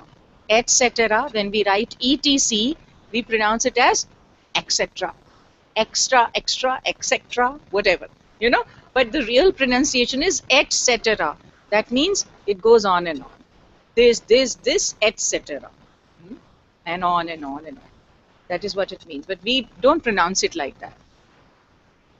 Some errors in pronunciation stem from using this we have done. I've already dealt with this. So let's start with eliminating problems from your speech. Okay, these are things which probably you will feel you already know. It's okay if you already know. Then it's time that you started implementing it. Practice and diligence. You have to practice. Tongue twisters is one way, and I'm going to talk about more soon. And habits which you are trying to change, like if you recognize the word clusters or phrases which are difficult for you to pronounce, then you have to pick up and practice those. In the last session, we spoke about how to identify. So identify them and then start practicing them. But remember that you have spoken like this for years, And since you have spoken like this for years, it's going to take time for you to change your habit. So don't be disheartened. You have to continue to do that. It cannot change overnight. But stay conscious. Every time you pronounce it, be conscious of it and you can help yourself. Okay? With practice and desire, you can learn to pronounce like a professional. Good listening is a part of good speech. See, speaking begins with listening actually. Unless you have heard, you cannot speak. You might be aware that deaf and mute people are deaf and mute because they have not heard, they cannot speak. So originally their speech organs may be okay, but if they have not heard a word, they cannot speak it. So listening is a part of speech. So is body language. Everything is a part of speech, right? So how is listening a part of speech? We are going to look at that. For that, there is this exercise. Keep silent for 1 minute. I'm going to keep count. We are going to keep silent for 1 minute. You are not going to talk either. I'm not going to talk either.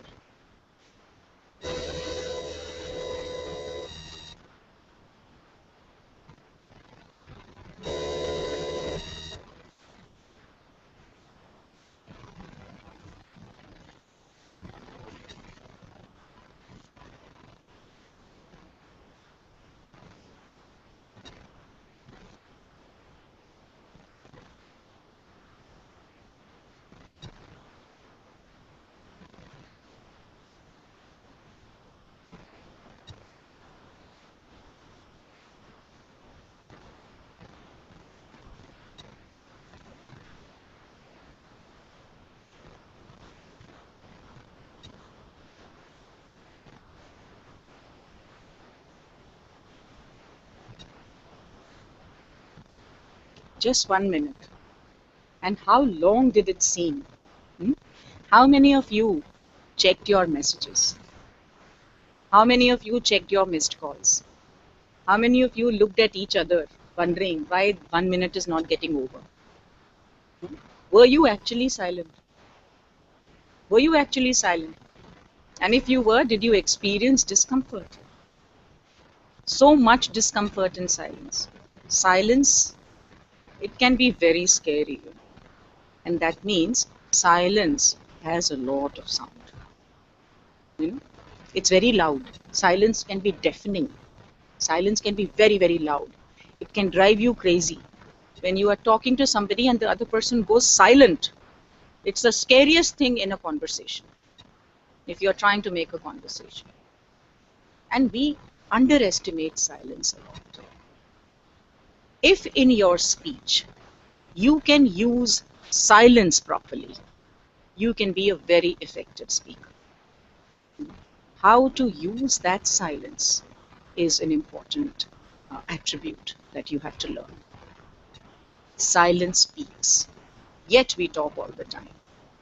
Importance of speech is noted when we experience silence.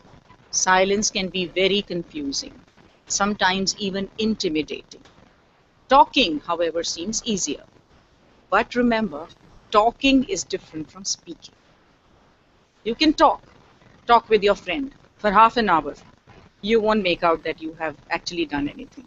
But if you are asked to make a speech in front of an audience for 5 minutes, then you see how long these minutes can be. 5 minutes is a very long time to make a speech. Like 1 minute was a very long time to keep silent. Talking is easy, speaking is tough. Now, we are all here because we are speakers. We are not just talkers.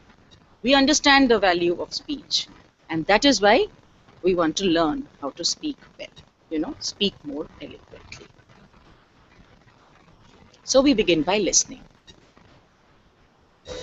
There are 4 types of listening. Every time you want to listen to something, recognize what type of listening is required here. First is appreciative listening. Appreciative listening is when you listen to music or something, when you're just trying to enjoy and you're not trying to learn anything, you're not trying to criticize anything, you just want to enjoy it. That is appreciative listening. Okay? Then there is empathetic listening, where you have to have empathy for the other person. This requires a lot of energy. It's like you listening to a friend. So a friend has some issues, so you have to be involved, emotionally involved with that conversation. So it requires a lot of strength and energy to listen. This is empathetic listening.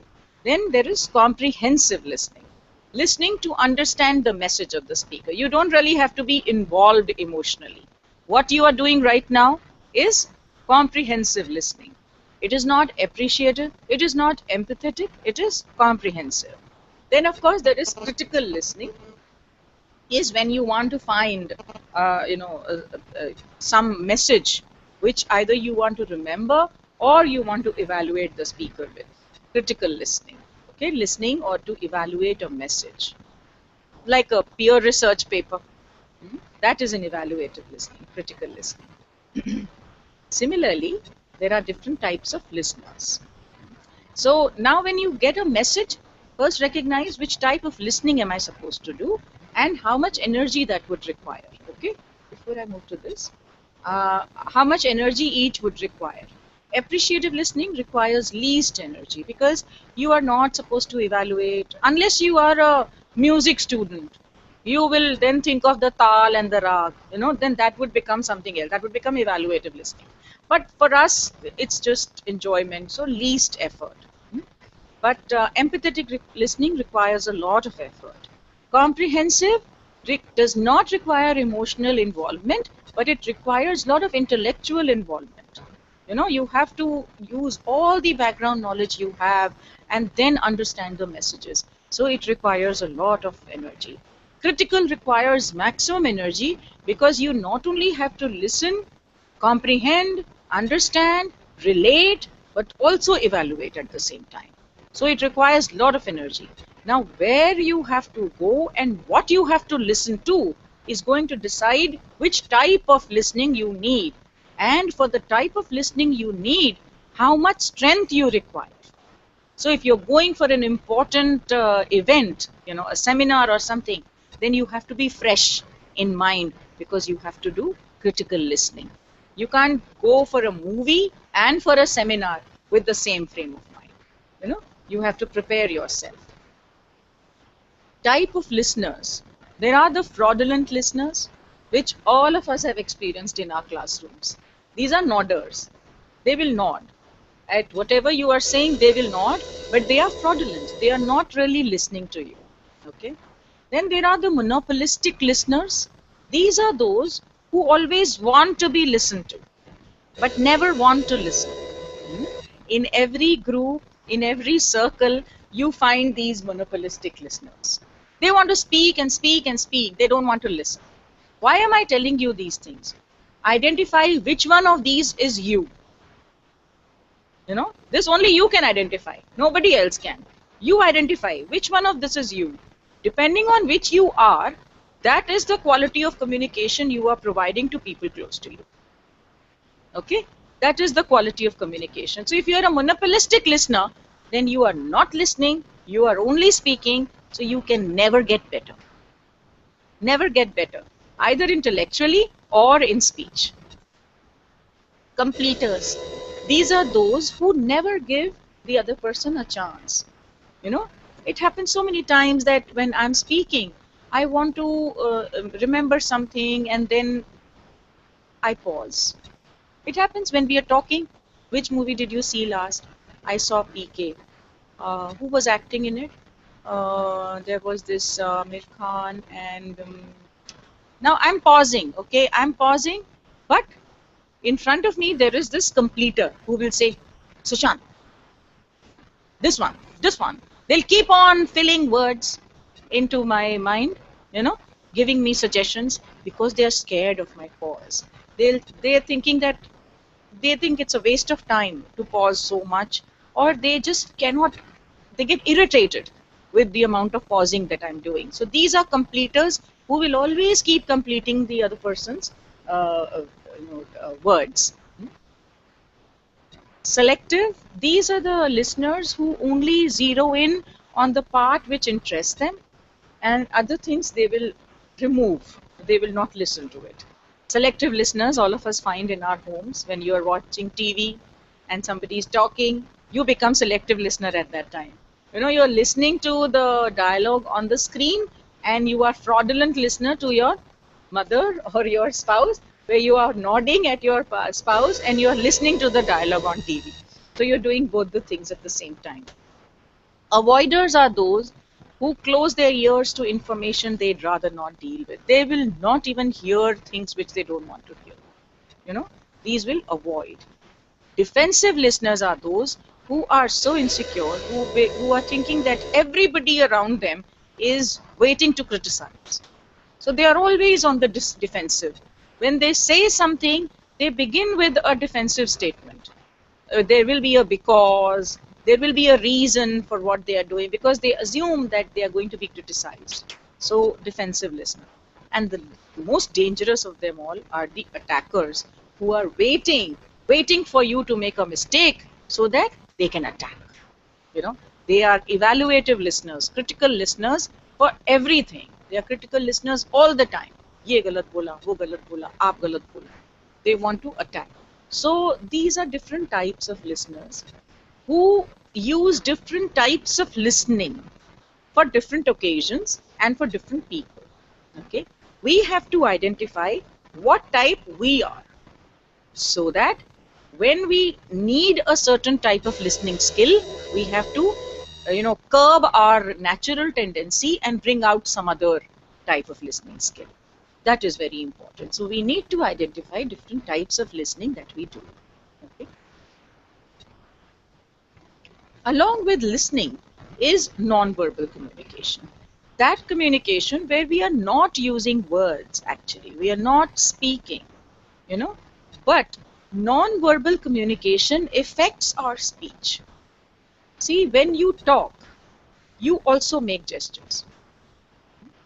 If you are if your hands are tied and you are told to just stand straight and speak, will you be able to speak with the same emotion, with the same strength that you use when you are using your whole body to speak?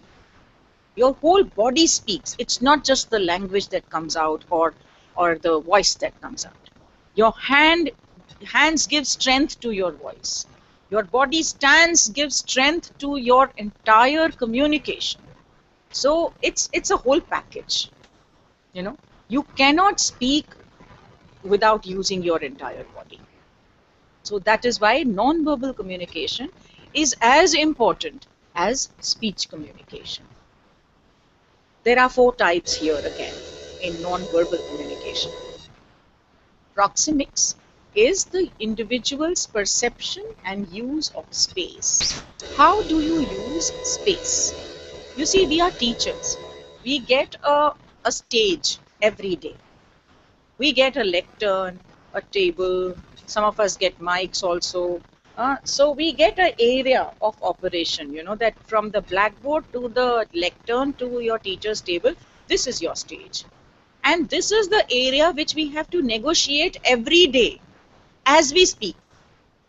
You have never thought about it. You use it. You move from lectern to board, board to chair, chair to board, board to lectern, sometimes in front, sometimes back. You constantly do that little dance in front of your students, you know. You have to do it. That's your job. That's my job. So when we are doing that, how do we negotiate that space is one thing. And how much distance do we place between ourselves and our audience? So what happens? When the class is noisy, you leave the lectern and you walk towards the class. When some people in the class are cheating, you know, during a test, you go and you stand next to them. What you are doing is using proxemics. You are closing the gap between yourself and your students. And as you do that, your communication with them improves. When you are teaching, if you move towards them, then your communication automatically improves. So proxemics is one thing, and all of us at a subconscious level, we are aware of it. But at conscious level, we don't use it. Okay, so a little bit of training in communication helps you understand how to negotiate that space and how to use proxemics to your advantage. Okay, then there is kinesics, study of body movements, including posture. How you are, you know, in your body language, that matters a lot. That matters a lot when you interact with any audience. So recognizing that is kinesics. Facial and eye behavior. See, first of all, facing the students and not facing the students. If you are spending too much time on the blackboard, then you be almost certain that the class is talking. You be certain of that. If you are not facing them, then they don't care for you. They have to see your face. Now, how you use the blackboard and face them is a trick which you will have to evolve. You know, but you cannot spend your time looking at the blackboard because the class is then not listening to you, not listening to you at all. Okay, so facial behavior and eye behavior. Now, this I think all of us know. When you meet a person who does not look you in the eyes, shifty-eyed people, they'll be talking to you and they'll be looking somewhere else. No? They're looking like this and they are talking to you. How does that look? Do you want to trust this person? Do you want to talk to this person? You don't. You don't. You feel that there is something that the person is hiding, you know. So eyes have to be at the face of the audience. It's very important to have a good eye behavior and facial behavior. Okay? Paralanguage is variation in speech, such as pitch. What is the pitch? Bass or high pitch? Okay. Loudness, how loud you are. Tempo of your voice. Tone that you use, the tonality, intonation. Duration, and whether you are laughing, crying. All these things come under paralanguage. They affect the speech. Try talking and laughing. Try talking and crying. Try to do that. It cannot happen. Similarly, talking too loud, talking too softly, talking in a very high pitch, talking at a low pitch. Very high pitch gets irritating to the ears. So all these things we have to remember when we want to speak properly.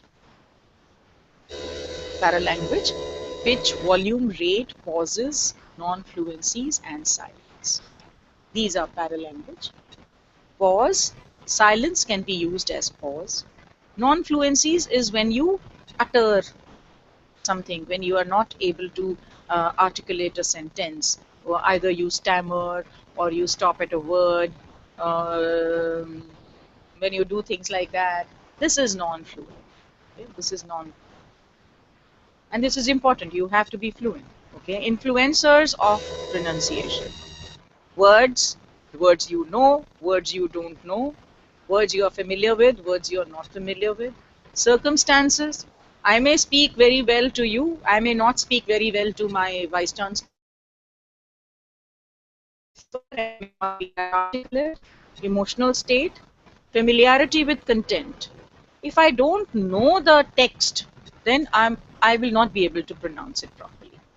Expertise in discussion, good listening, apt use of silence, and paralanguage. All these things influence your pronunciation. So how to be a better speaker? See, how much ever I may talk about speaking well, it begins with your subject. If you don't have subject knowledge, then how much ever you have, your style and speaking and good pronunciation and good articulation, you are lost. Your audience are going to be totally disinterested in what you are saying, because you have to have knowledge of subject.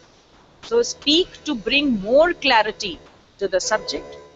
Let others speak. That's very important. Listening, I told you, is part of speech. So let others speak about what they want to speak, about their expertise area. And add only if you have to add. Do never speak unnecessarily.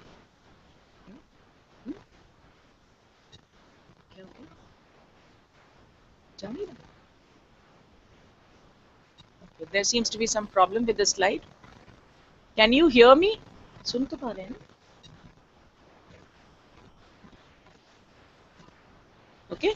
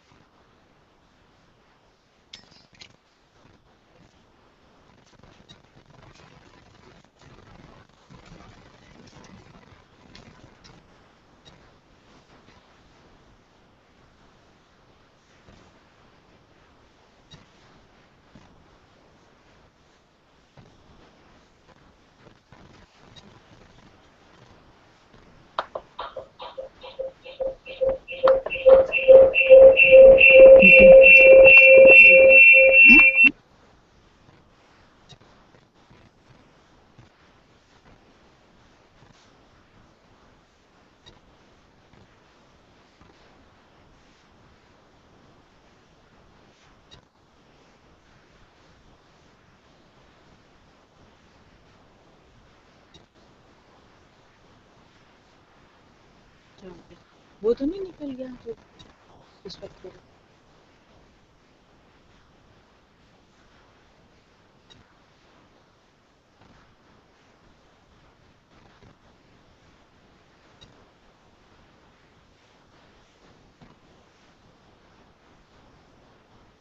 आगे? Okay. So let others speak, and never speak unnecessarily. That's very important, and that is something every speaker has to learn. Not to speak unnecessarily, because we tend to speak on occasions when we are not required to speak. Do your research and know everything. When you want to debate or articulate in a discussion, then do your research and know all the arguments, and only then you speak. Extensive research will help you sound like you know your stuff. It will help you sound like you know your subject. So it's very important. So never underestimate the power of knowledge and research, because speech cannot carry you everywhere. Speech will only carry you if you have subject with you. Okay, think before you speak. This is something which they taught us when we were children in our school. Our parents, soch ke bola karo. Everybody taught us all the time, but we never realized how important it was to think before you speak. When you think before you speak, you don't get into the trap of verbal pauses. Verbal pauses are the ones that actually reveal your inner state of mind. It's like when you have forgotten something, then you will be, uh, then you are thinking and you are verbalizing it. You are making those sounds, sounds, which the entire audience knows now that you have forgotten, or that you are at a loss of words. You are thinking of the word now. So for a while it's okay. But if you are doing it every so often, then they'll wonder whether you know the subject or not. And how come after every 2 sentences you have to verbalize a pause? So what is the trick here? Use a silent pause. If you are silent, they don't know. Your audience does not know. So if you've forgotten a word, just wait for a while. It makes you look intelligent, even if you've forgotten something. So instead of verbalizing, use silent pauses. That is one trick. Second is, we tend to, it's okay if it slows you down a bit. Even the verbal pause slows you down. Doing that is also slowing you down. So silence, at least, it does not offend the other person. In fact, pausing before giving a real answer will make you look more thoughtful. It will make you appear as though you are okay, you are thinking about the answer and then you are answering. It makes the other person's question become important. And when the question becomes important, then the person who has raised the question becomes important. So the whole communication flows happily. It flows happily there. If somebody asks you a question and you don't really know the answer, then you don't have to, you can always say that, let me gather my thoughts, I'll come back to it. That's perfectly all right. Okay. Then the second thing is using words like, means, matlab. We do that all the time. When we are speaking, like, means. People keep saying means, like, matlab. Huh? Have you heard that? Have you heard these unnecessary words being used in the middle of a proper speech? Why do you do that? You do that because you are waiting for the next word to come in your mind. You are actually putting your thoughts in order. So silence works there also. Whenever you feel like using the word like, whenever you feel like using means, yani ke, matlab, when you feel like using them, don't use them. Go silent. Go silent. For that, you have to recognize that you use such words. You have to recognize that. So listen to yourself. When you record and listen to yourself, you will realize, oh my God, I keep using yani ke in my speech. So learn to do that. So easiest way to expand your vocabulary is to read. This is another important thing, knowing synonymous. Using the same word. Oh, the food is good. Oh, your homework is good. Oh, the weather is very good. If you keep saying good for everything, then your speech is not very interesting, right? So you have to know some synonyms to make your speech sound better. Okay, read the dictionary aloud if you can do that. You can create vocabulary flashcards and quiz yourself. Make a goal of learning 10 new words a week. And within 3 months, you will be able to improve your speech if you can do that. Use real words. When you are talking, don't use slang and don't use contractions. Contractions are when you shorten a word, like I can't do this. Can't is a contraction. Cannot is a word. Okay. So when you are making a formal presentation, don't use slang and don't use contractions. Instead of hi, say hello. Instead of yeah, say yes. Never use all these things in your speech. If you are giving a formal or a semi-formal presentation, then it's important to use intelligent, full words. It's very important. Contractions, avoid too many contractions, I already told you. Um, then look confident. To look confident, you have to not only speak well, but you have to appear confident also. Eye contact with your audience. Sound like you really mean what you are saying. Speak loud enough for people to hear. Don't mumble. Some of us have a habit of mumbling within our mouth. So don't do that. Okay, you have to believe in the word, so that means practice. You have to practice your speech before you make it. It's very, very important. The best speakers that you have heard, the best impromptu speakers that you have heard, if you have heard somebody making a spontaneous speech, remember, if it is good, it is practiced. Just remember that. Nobody can make a speech without actually either writing or reading it first. It is practiced.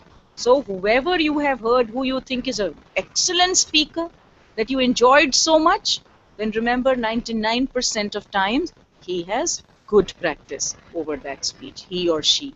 So you have to practice, never underestimate practice. Posture. I was talking about posture. I'll just demonstrate a little bit how hunching can actually take you down a lot. See, if you are like this and if you are talking, stand up tall and avoid hunching over at all costs. If I'm like this, how long can you tolerate my behavior? You cannot tolerate this posture for too long. For that, I have to uncross my hands, and I cannot also stress on the words the way I want to. It is strenuous. You see the change that has come to my voice ever since I have hunched. You see the difference. I have to strain to speak.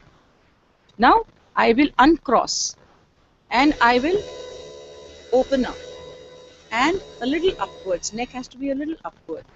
When you do that, automatically the confidence that comes from within is reflected in your voice. It is reflected in your voice. So avoid hunching at all costs. Whether you are standing, walking, or sitting down, you cannot hunch. You cannot afford to hunch. Don't cross your arms over your chest. Then you cannot speak because your breathing gets affected if you have crossed your arms. So don't do that. Keep them at your side or use them to gesture. Elongate your neck slightly. Stand up tall. Your words will sound more forceful. Okay, and people will believe what you are talking about. See, right in the beginning I said the importance of communication is to make the message go across. So whatever you can do to message go across, you have to do. I've already discussed this. Prepare fully and practice. And whatever is the best time for you, you have to recognize that also. And so if you can control, then do it. The first speech or the last speech, if you can control it, then do it. And what to eat, what not to eat is also important. A big meal can make you loggy, so don't eat too much. Avoid sugar, coffee. Don't have milk because milk influences your speech. Just before making a speech or a presentation, if you've had milk, then your speech will not be very clear. So avoid that. You can have water. That's the best drink in the world. Have water. This, I think all of us really know, power of preparation. I have already stressed on this. So I will move on. Okay, rehearsal, I have already stressed on that also, how much to practice and how to rehearse, know your material, and speak slowly. Speed that we use in our speech.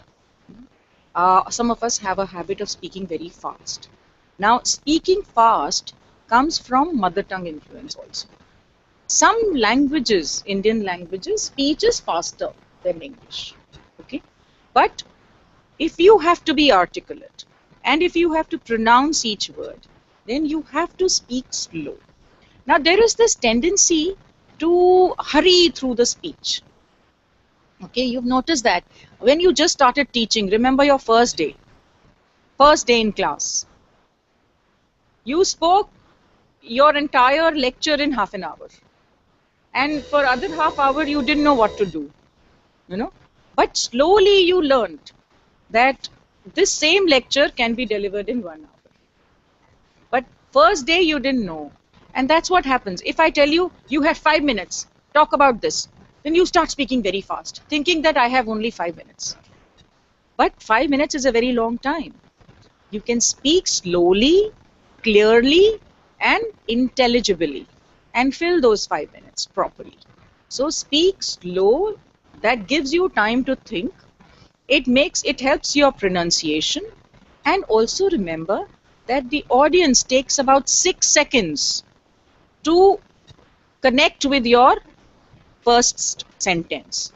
So one sentence, 6 seconds, another sentence, third sentence. If you're speaking too fast, you're actually overloading your audience.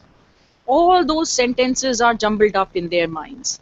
So give them time to assimilate so that the audience is with you when you are speaking. But of course, you should not be speaking so slowly to put your audience to sleep. Don't do that. Not so slowly. If you speak too quickly, there's also a chance that you will say something that you will regret later. So slowly is the key. Okay? And pauses is important. And silence is very important. So the more I talk about speaking, the more I stress on keeping quiet. Isn't it? The more I'm talking about speaking, I'm stressing on silence, I'm stressing on pauses, and I'm stressing on slow speed of speech. Using your hands. Now I told you don't cross. If you are not crossing, then they are hanging like this at the side. Now these are very uncomfortable limbs, you know. You don't know what to do with them if they are hanging at the side. How to use them? You know, a good speaker uses the hands to emphasize on each word that he or she is speaking. You know, you can emphasize. You can emphasize in so many ways with your hands, right? So use the hands. Okay. The best hand gesture that you have actually to get your audience interact with you, the best gesture is the open hand gesture. If you are able to do this naturally in front of an audience, if you are able to open your palms like this, which should be natural, it should not be forced like this. But if you can just do your gestures in this manner, it makes you appear to be an honest person. Okay, open-handed gesture is a gesture of honesty. So when you are making a speech, when you are making a point, an open-handed gesture is going to add to your words. Okay, whatever you are saying along with the open hand gesture appears to be the truth. So use that with your speech. This is a trick. But if you put your hands in pockets, then you appear to be a weaker person, a weak speaker. No stressing on this. I've already discussed this. If you have to be an articulate person, then you have to lead a more intellectual life. You have to read a lot and talk with more intelligent people. Okay, now this is the part that I wanted to get to. The breathing exercises. See, to be articulate, to speak eloquently, and to pronounce properly also, we need to use our breath a lot. All right, and for that we need to do these breathing exercises, which some of you may be doing as part of your yoga or your other exercises. Inhale slowly and deeply through the nose.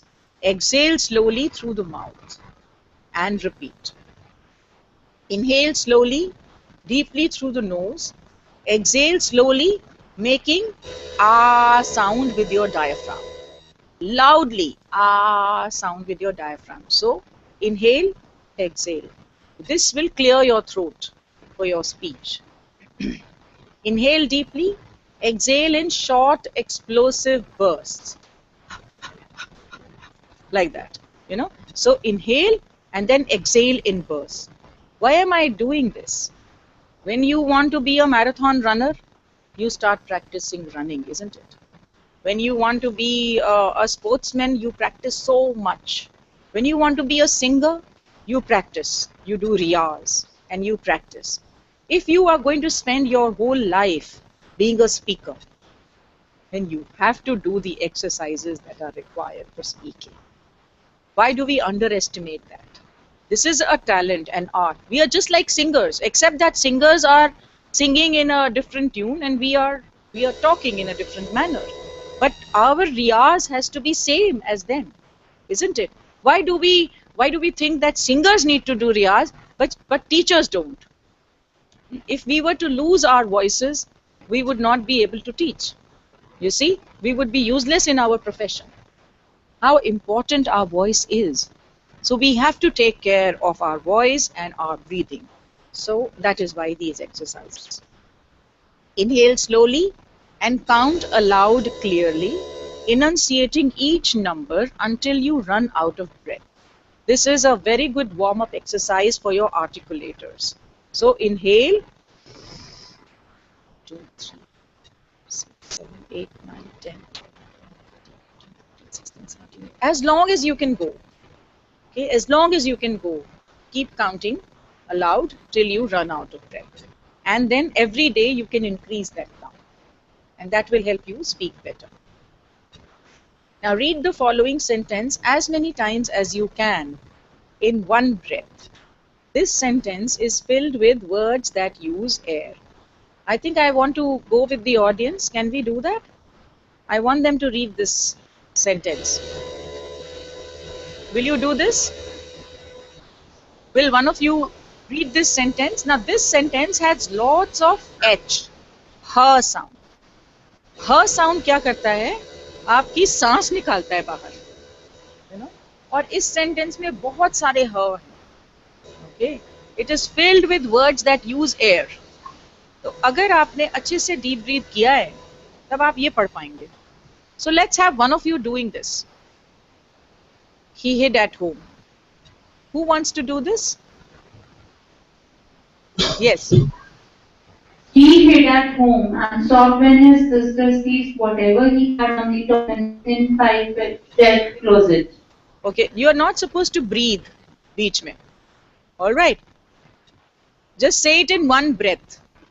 He hid at home and saw when his sister seized whatever he had on the top and the pipe dead closet. It's tough, isn't it? It's tough to say this. When you learn to say this sentence, then you can, say any sentence fast. Anybody else wants to do this?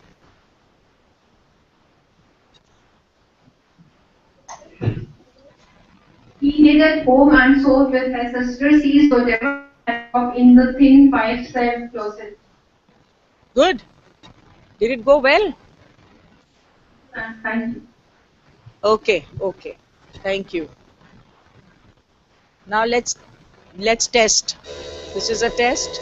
Test yourself. Take a deep breath and see how far you can read through this grouping of words. Now I'm going to show you a grouping of words. Make sure you're making each of the words come alive as you say them. Don't just race through them. Interpret them. Look at these words. These are two groupings I have here. Yes. I think our studio audience wants to say it. Come.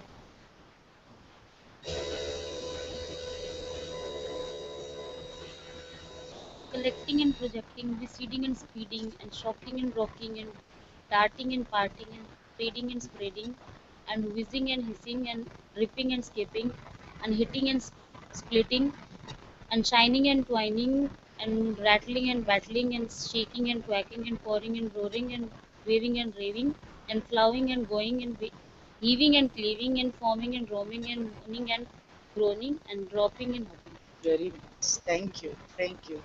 You see these words? They have and every time you are reading them, you're not really saying and, you're saying and. Notice that. That's how it happens in English. Collecting and projecting, receding and speeding and shocking and rocking and darting and parting and treading and spreading and whizzing and hissing and dripping and skipping and hitting and splitting and shining and tuning. Do you want to say this? Does anybody want to say that in one go? In one breath. You have to say this in one breath. And battling and shaking and quaking and pouring and roaring and waving and raving and flowing and going and heaving and cleaving and foaming and groaning and moaning and groaning and dropping and hopping. Now breathe. So let me go to the audience. Can I go to the audience? Okay, ma'am. Yeah. Collecting and projecting, feeding and speeding, shocking and rocking, darting and changing, spreading and spreading. Sorry, I took break. You are so slow. Take a deep breath. Take a deep breath and then start to read. You have to fill each word with air. You have to give it air, right? That's why they say शब्दों में जान फूंकना, क्योंकि हम अपनी सांस से हर शब्द को जिंदा रखते हैं.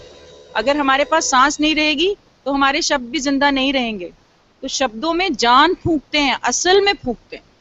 तो अब आप ये फूंक के दिखाइए मुझे. Yes, let's have it. And feeding, shocking and rocking, darting and parting, threading and spreading, whizzing and hissing, dripping and skipping, hitting and splitting, shilling and twinning, rattling and death.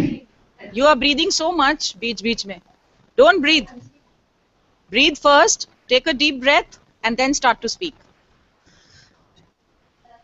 Collecting and projecting, receding and speeding and shocking and rocking and darting and parting and treading and spreading and whizzing and hissing and dripping and skipping and hitting and splitting and shining and twinning.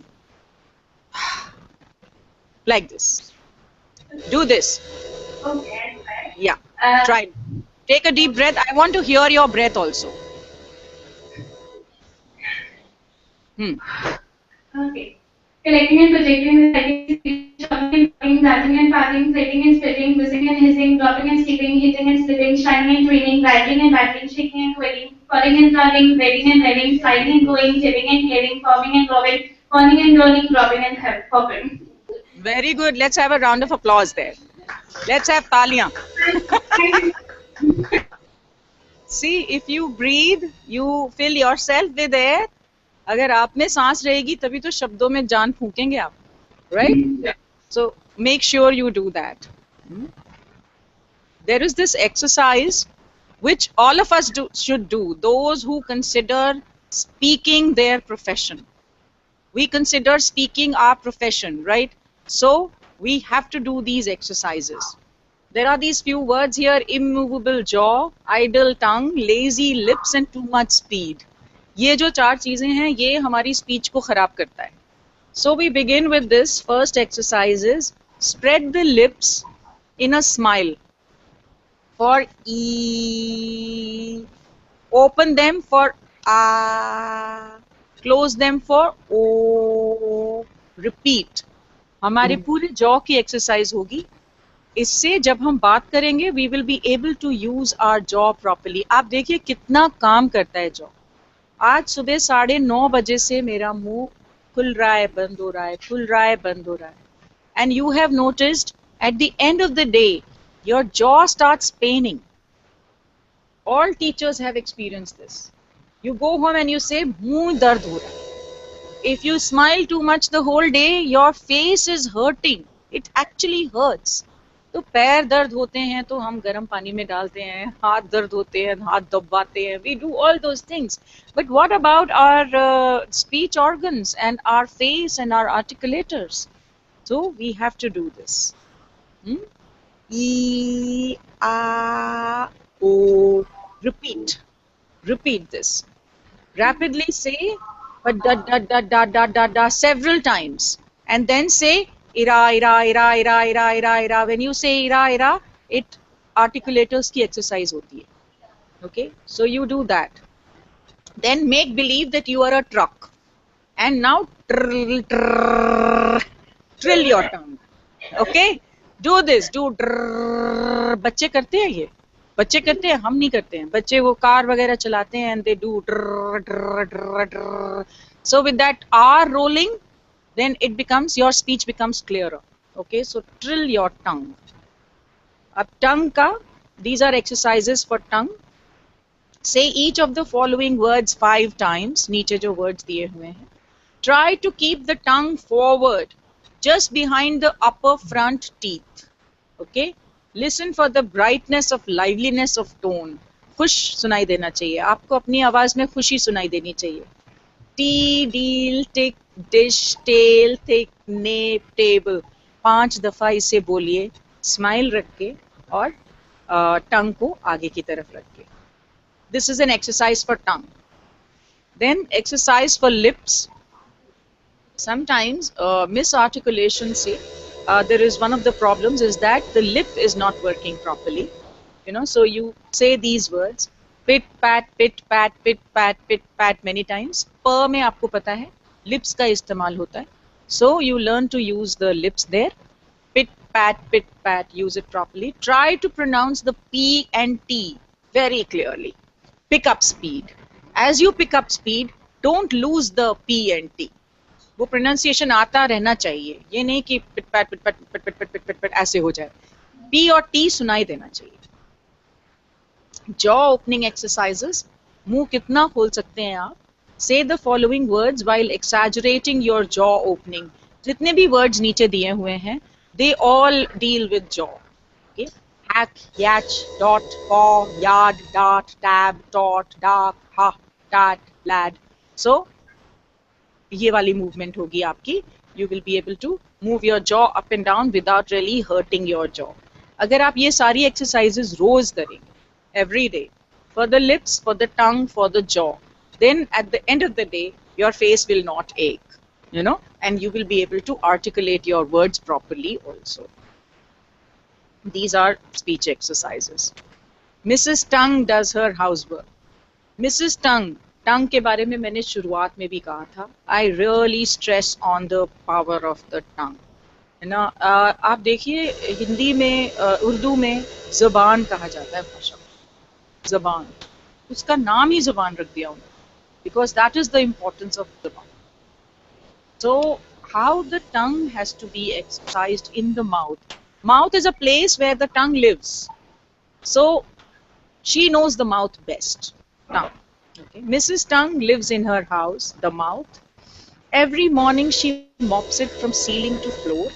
First, she sweeps her mop from right to left.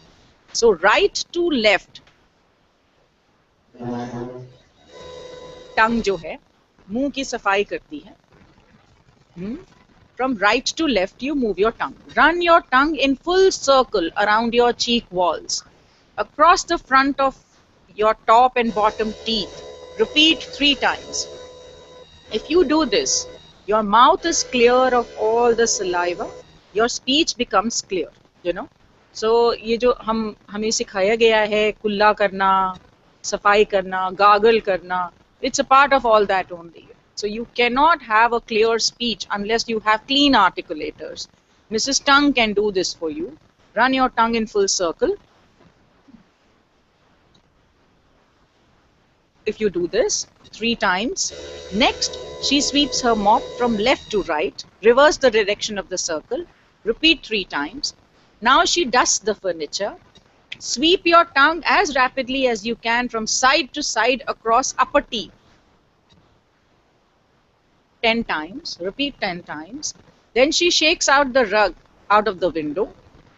Stick the tongue out, extend as far as you can, move it rapidly up and down, repeat at least 10 times. ये आपको अकेले में करना पड़ेगा, ये आप but you can do it in your bathroom, stick it out and extend. जितनी ज़ुबान आपसे आगे निकलती है, this will take care of that problem where you keep your tongue back. उतना आप उसको move करें. Lastly, she sweeps away the cobwebs from around the front door. Stick the tongue out as far as you can. Sweep it from right to left on the outside of your lips. Repeat 3 times. Reverse the direction. Repeat 3 times. You have actually taken care of all the articulators. सबकी exercise हो जाती है. इससे articulators की tongue की exercise हो जाती है, and you are now ready to talk. Okay? Now you are ready to talk. So how does a speaker impact an audience? How you look accounts for 55%. I am very sorry, पर ये है ऐसा. We would think that appearance doesn't matter. आप कैसे दिखते हैं, That is 55% of impact. This includes your clothes, your facial expression, body stance, leaning of the body, use of hands, the way you move your eyes. ये सारी चीजें 55%. So जितना मैंने para language non verbal communication बताया वो सब इसके अंदर आता है 55%. How you sound is 38%. Your voice, intonation, pitch, speed, volume, stress, all this is 38%, and what you actually say is only 7%. So if you really liked a speaker, सोचिए जरा, was he or she well dressed, well turned out? Was he or she using a good body language? Did they have a good voice? Did they articulate well? And now remember, what is it they told you? You will probably remember everything else more than what actually went into that lecture, because it is the presentation and everything that matters a lot. It's like this, we can't help it, you know, it is scientifically proven. So let us reflect. What type of communication do you use? What do you hear yourself saying or see yourself doing? Identify any non-verbal cues that you have. क्या आप कुछ करते हैं, आप ऐसे खुजली करते हैं या नाक खुजली करते हैं या कुछ साड़ी ठीक करते हैं, कुछ ऐसा करते हैं. Notice that, control it. Communication that creates negative behavior. Do you have these in your communication pattern? Sarcasm, anger, negative expectations, insensitive physical contact. Then positive communication is when you praise, positive expectations, language, use of language, good eye contact, and body language. So you have to reflect this with yourself. Okay? We'll do some exercises now with the class. These are commonly mispronounced words. Affidavit. Affidavit. We say affidavit or affidavit. Affidavit बोलने के बजाय हम बोलते हैं affidavit. आप भी बोलते होगे, हम भी बोलते हैं. Antarctic, Antarctic, Antarctic. February, February. I want the class with me. I want the class. I want the class. Let's say these words. February, February. February को कैसे बोलते हैं? February. February, February. It's February. It's February. And most of us mispronounce it. Okay? This one, how do we pronounce this? Probably. Probably. It's probably. Probably. Pronunciation is probably. See, the stress is different in this. Probably. And we end up pronouncing it differently. Probably. This one? Federal. Federal. Where D is quite clear. Because D, E. Federal. We say federal, like you said. We say federal. What about this? Hierarchy. Hierarchy. Hierarchy, but there are two R's. It's hierarchy. Hierarchy, right? Hierarchy. And this one? Interpret. The word is interpret. Interpret. Do you interpret? And we end up saying interpretate, interpret, I don't know, interpretate mostly. What about this one? Jewelry. The word comes from jeweler, but the word is jewelry. Jewelry. Now this is again that same problem which English has, right? It's jeweler makes jewelry, doesn't make jewelry. Okay? This one? Library. Library or library? The A syllable is not there. A sound is not there. It's library. Library.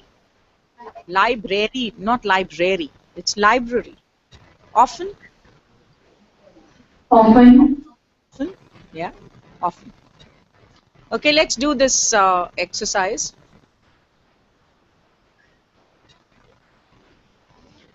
There is this word yes. Okay, I want to see the class. I want to see the class, please. Can you see me? Can you see me?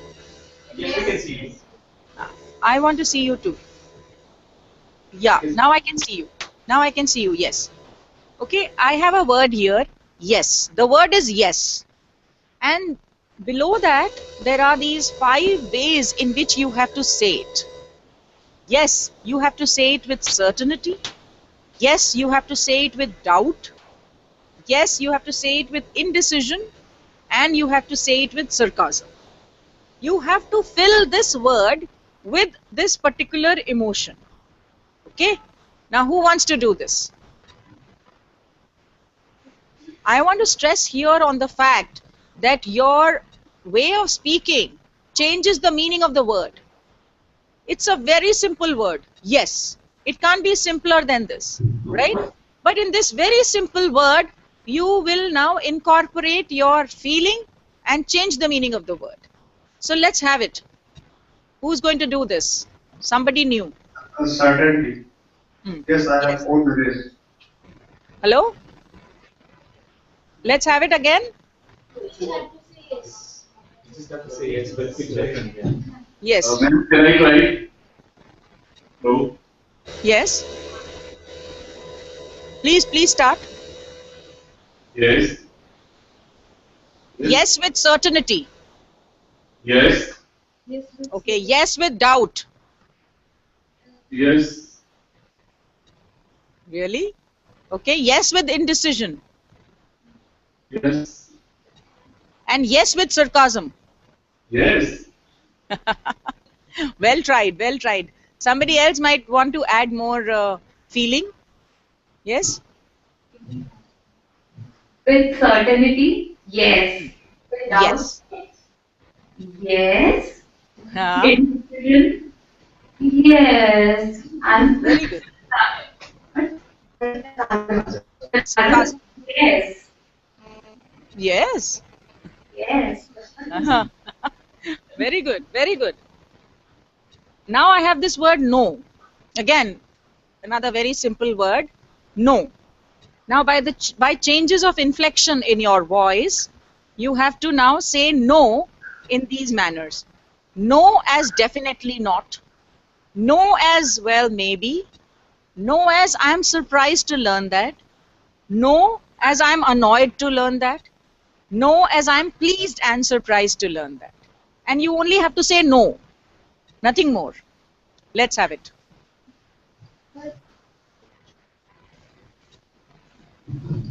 Hello, ma'am. Yes. First, no. Second, no. Third one, Yes. no. Yes. No.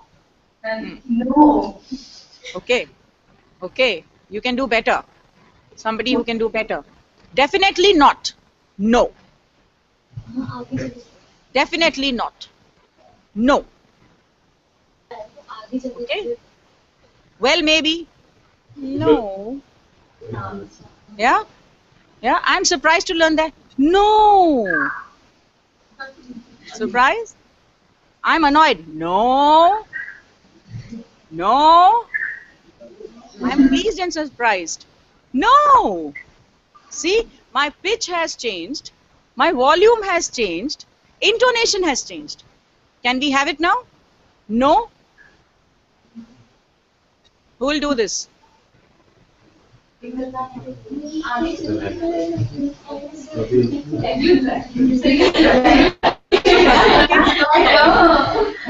No. No. Okay, let's have the next one. This is a sentence. I'll be there. The sentence is, I'll be there. But now there is this attitude which you have to show. I'll be there with determination. I'll be there with pleasant agreement. I'll be there as a surprise. And I'll be there as an annoyance. The same sentence in these 4 different situations. Let's have this. Who will do this? Yes, yes, yes, sir. Yes, sir. With determination, say it as Yes. I'll be there. I I'll can't be hear. there. I'll be there. Ah. And with a pleasant agreement, I'll be there. I'll be there. Surprise? I'll be there. Very good. Annoyance? I'll be there. Okay, okay, very good. Okay. Clap. Clap. Very good. Determination. I'll be there. Very good. Pleasant agreement. I'll be there. Surprise. I'll be there. I'll be there. That means it's a surprise. मैं वहाँ रहूँगा. Now we are stressing on the syllable I, on the part I, because I'm surprised that I'll be there. Annoyance. Annoyance. Where you are angry at the situation, that you have to be at some place where you really don't want to be. So, I'll be there. You know, kuch bhi ho jaye, I'll have to be there. It's that situation. So, with each mood, you stress on a different part of the sentence. Notice that? If it is determination, I'll be there. There is important because that's where I have to be. Pleasant agreement, it's between friends. I'll be there. I am important and everybody else is also important. So that sentence gets, it's just a sentence with 3 words and it gets broken into different stress points when we have different kind of feeling that goes with it. There's another exercise. I have a sentence here. I like Dev. Okay? I like Dev. Now, as a statement of fact, literally, just say it like you mean it. I like Dev. I like Dev. I like Dev. Contradiction of literal meaning.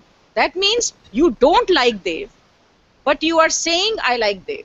Okay? So first part is I like Dev. This is a statement.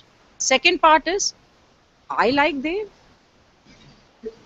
That means, oh my God, what are you asking? I like Dev.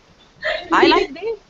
Third is irritation and surprise that anybody can conceivably accuse you of liking Dev. I like Dev. I like Dev. Third, indecision as to your feeling about Dev. I like Dev. You know, now I'm thinking, Dev is the person I like or what? I like Dev. Specific indication that your liking for Dev is for Dev and not for anybody else who is present. I like Dev. I like Dev. Not you, not you, not you. I like Dev. Right? Your answer to the question, who likes Dev? I like Dev. An aggressive and emphatic answer to the question, who could possibly care for a man like Dev? I like Dev. Now I want you to do it. Now I want you to tell me whether or not you like Dev. Come on. A direct statement of fact. I like Dev. Let's have it. Who's going to do this?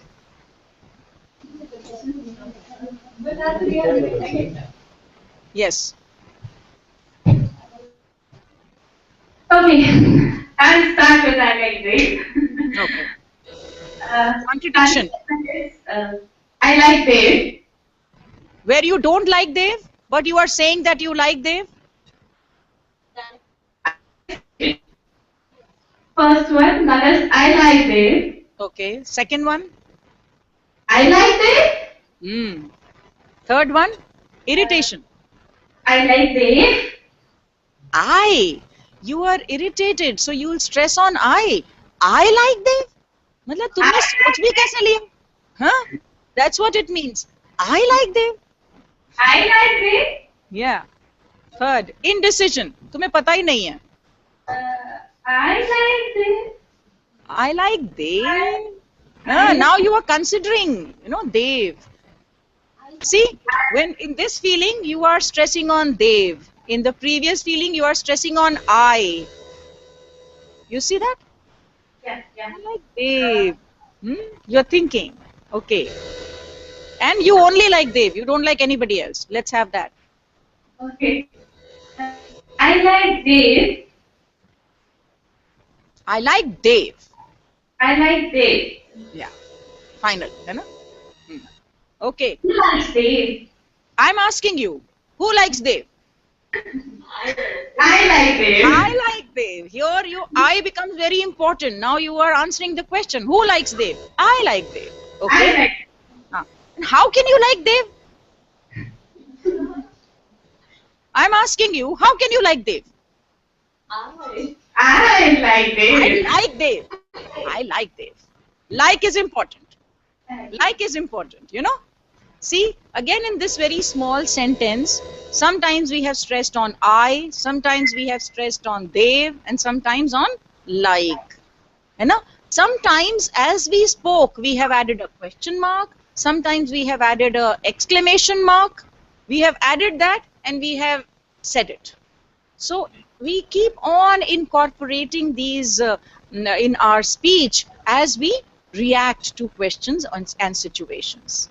Those who can do it aptly turn out to be good speakers. So practice. That's what practice can do. I have a little exercise, but we don't have much time. I would like to get their questions and feedback. You may take this down. Try to spontaneously create a presentation from these words. Cycling, downpour, kids, town, far. You have to make one sentence with this and say it without break. Okay, take a deep breath. First make a sentence, take a deep breath and say it without break. That means from these pictures you are able to tell a story in one sentence and then speak it also. So this takes a little bit of time, so you can just take this down and practice on your own. Okay, now I would like your feedback and any questions, any suggestions, any observations.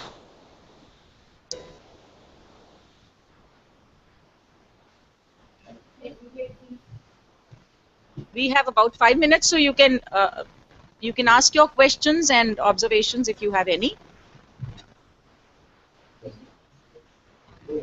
And one of the prices, if we can get the course material, I mean, the slides that you have used, if that's one. So friends, first of all, the point which you are raising about the course material, whatever has transpired during these two sessions, this will be available to all of you on YouTube. So it is live and recorded and you can see it. In few days time, it will be available on NCTEL web portal of the NIITR. So you can go to the NIITR website, go to NCTEL, and then you can see the recorded lectures. Another, with respect to the PowerPoint presentation, we do have a copy of the PowerPoint presentation. We would like to upload that on our website with the permission of the speaker, and you can download that. And maybe this is available to you for only 2 to 3 days by the end of the program, so that will not be there after 6. So we'll try to put it on the website of the institute and you can download the same. Any questions you have now? Any other questions? Yeah. Any other question to ma'am? Or any observation? Any feedback you would like to provide? Any suggestion? That's very important. What is your experience of attending the sessions? You know, like I told you, communication is not complete unless the receiver has coded a message and sent to the speaker. So communication cannot be complete. So we have to complete this cycle of communication. So you have to come back with the feedback. Over to GB Pan. Mr. Joshil, you can give your feedback with respect to the two sessions. Definitely. Ma'am, session was Boliye. what I felt this session was awesome and we have learned many things. I would suggest that if there would be more practice sessions, so we can more. That's Okay, all right. Okay, I have kept about it was 20 awesome. 25 minutes of exercises in the overall session. Yes. And that was very helpful. Actually. We got to learn how to really pronounce, and we got to know where we were wrong. Actually, in many words, we spelled wrong. Ma'am, you need to repeat. Your voice is cracking. So please repeat what you really want to say. I got to know that where I was wrong, how wrongly I pronounced. You're not getting your audio. Something was wrong. Web, Just a moment, we'll just come in the front and. near to the system. Please come closer to the system. Yeah, we got to know pronunciation of many words, and I would suggest that there should be more exercises Okay. based Okay. On on pronunciation. pronunciation. Thank you for your Otherwise, it suggestion. was awesome. And You maybe have learned. program we have already tied up with the expert. Next program which we'll be conducting and organizing, maybe one session we can keep on where ma'am can get more time to give you practice or hands-on experience and take up different words which you have in mind. Yes. Or she brings a list where she involves you in pronouncing the words and then clarifying how the rightly it is to be articulated and pronounced. So thank you for your suggestion. We need to include more practice. I mean, there are two more people who want to speak. Auntie, please go ahead. Go ahead. Ma'am, sometimes like in phonetics we use some words like calibrate is a word. There we use it ends with a e. Calibrate ends with a e. Sometimes. Word दोबारा बोलो madam please. Word नहीं clear हुआ. Hello. हाँ जी. बोलिए. Just coming into the Oh, front. you had to tell me from where I come. Remember? Hello. You now you have to tell me from where I come. Which From mother Punjab. tongue? I'm from Punjab. No. I'm not from Punjab. Have you not deciphered the mother tongue influence yet?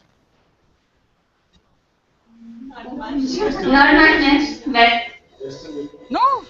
Oh my God. Somebody says UP? Western UP. Western UP. Western UP. Western UP. I'm from Lucknow. Yes, that is Eastern UP. Yeah. It is UP. Yes, you're right. Auntie, now please go ahead. Wanted to say something, ma'am. Hello. Yes. जैसे words are like no. Here K is silent. So sometimes there is a rule is done when I come before the N, K will become the silent. But these type of rules and some words are like catch is there, T is silent. So will you suggest some book or some good material from where we can read how much rules are there and which we can implement this or there? You know, madam, the best book in the world is dictionary. Dictionary has pronunciation also. Yeah. You notice that? It has Yeah. the indications Yeah. of how to pronounce.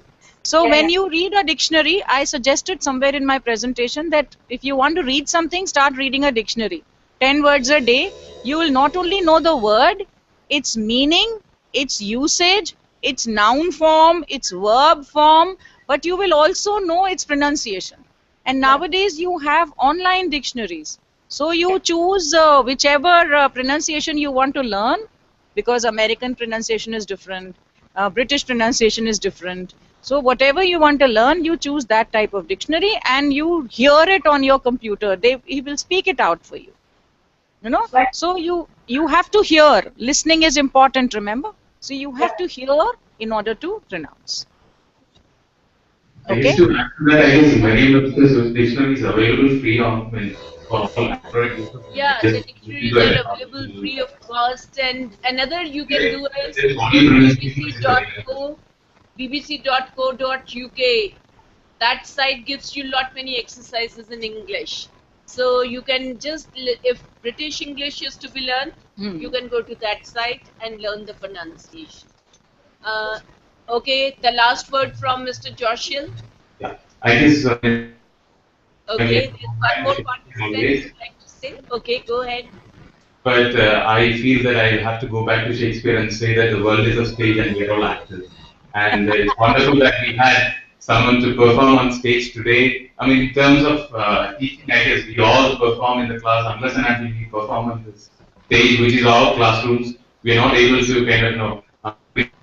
So it might It be is. jumping onto the table or kind of laughing around or kind of bumping around something or the other, but we all have to do that. And I guess ma'am has taken us through the Yes. exercise of performing in the class, which is the very fact of what oral communication has to do. Right? I mean, it has to do with performing on the stage with whatever material we have got. We might have come with some small material which we have to present in an effective manner. So, We have to. Yes. Yes. guided us through Absolutely.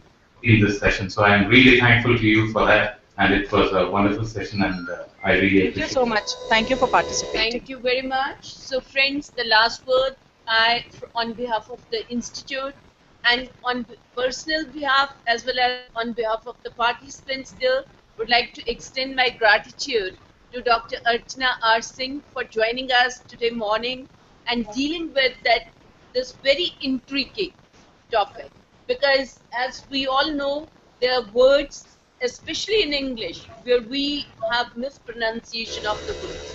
So we need to learn and we need to practice.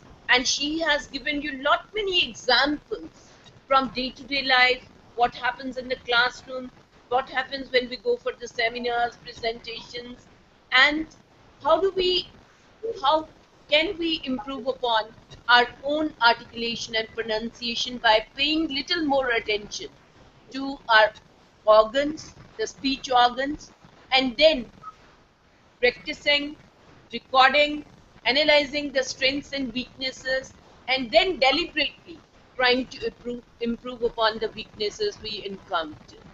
So thank you very much, ma'am, for joining us. Look forward to many more interactions in future too. Thank you. Thank you. So thank you, everybody. We'll continue with the program. See you at 2 o'clock after the lunch break.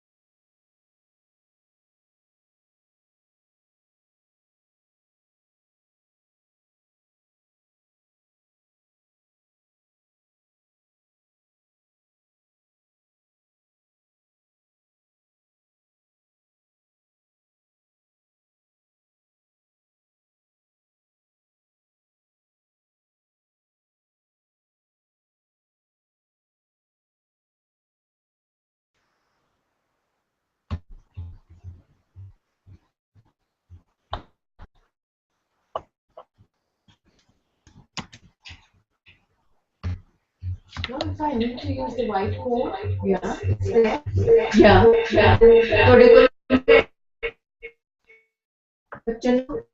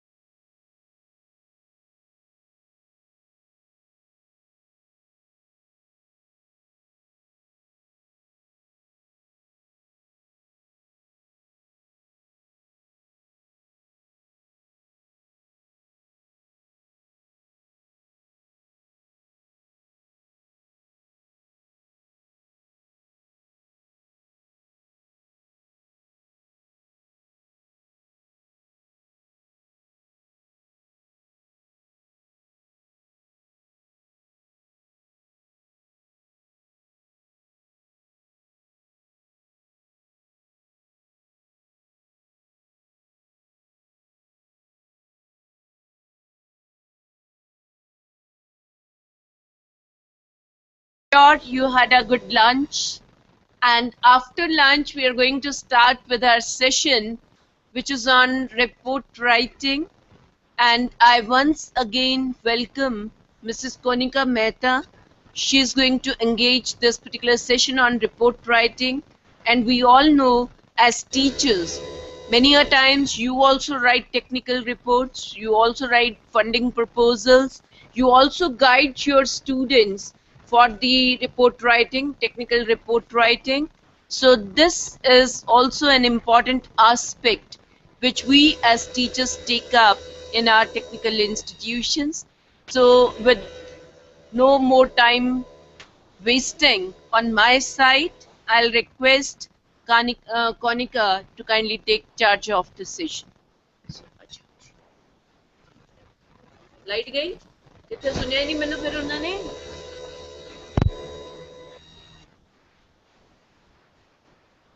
Are you able फिर hear कर रहे हैं मैंने के Are you able to hear me? GB Pant आवाज आएगी क्या आवाज भी नहीं आएगी जे लाइट गई है तो प्रोजेक्ट कितों होएगा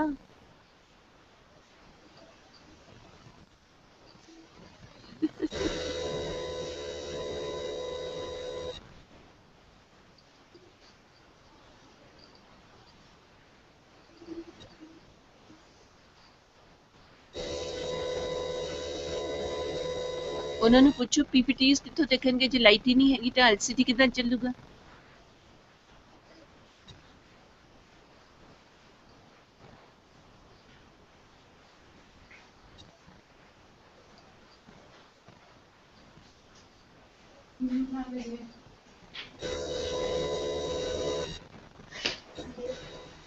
ओ नजर तो कोई कोई आ रहा है फिर पीछे से थोड़ी सी light Are they able to see the videos like the PowerPoint?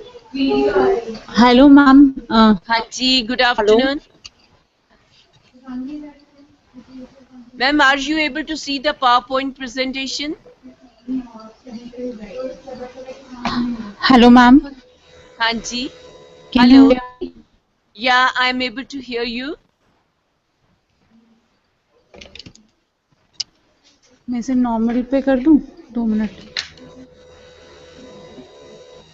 Haji. Hello Hanji, good Ah, afternoon. good afternoon, ma'am. Actually, we are having some problem with the power. Okay. So we will be back in 10-15 minutes. We are just checking the power connection and all. Okay, never mind. Take 10 minutes and we'll start our session after 10 minutes. Okay, ma'am. Thank you very much. Okay. Otherwise, no point. Hanji, doing a very good job.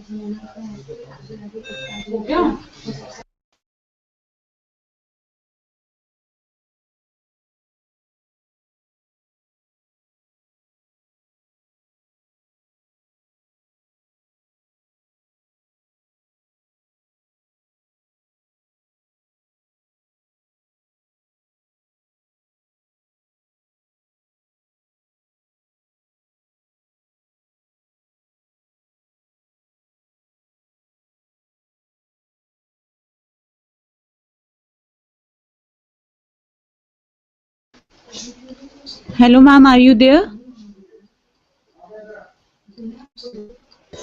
Hello. Yes, ma'am. Hello. Ji, good afternoon.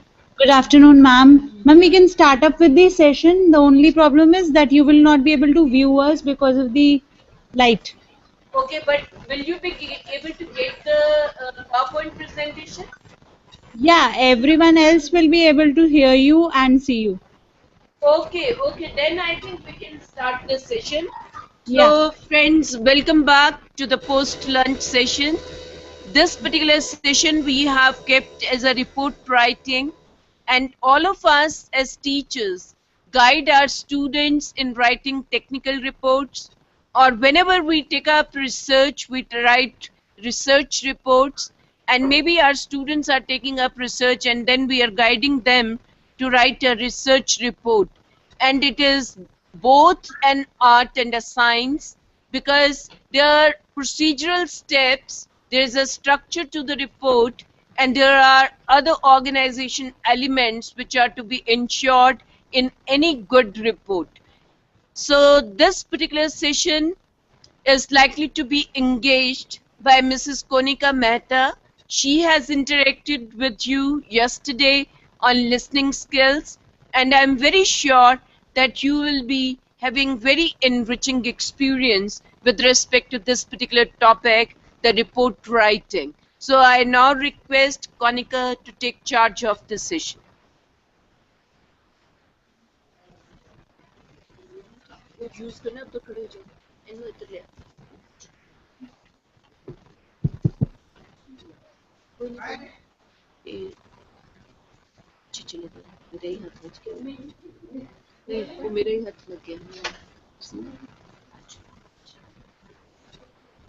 Thank you, ma'am, for the brief introduction that you gave today.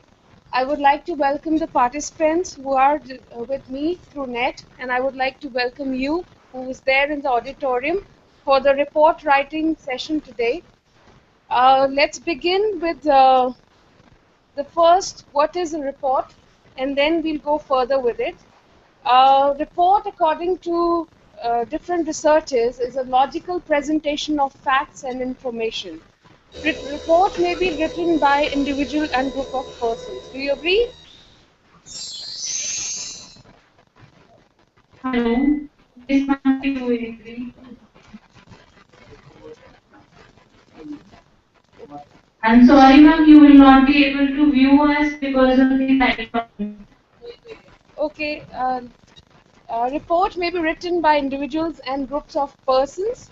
It provides feedback. So what is the purpose of making report? Report is basically made wherein you're giving an information to somebody on a point of view where you are the one who's giving that information of the incident, and they'll rely for the information on you because future decisions are dependent on whatever you give as report to them, right?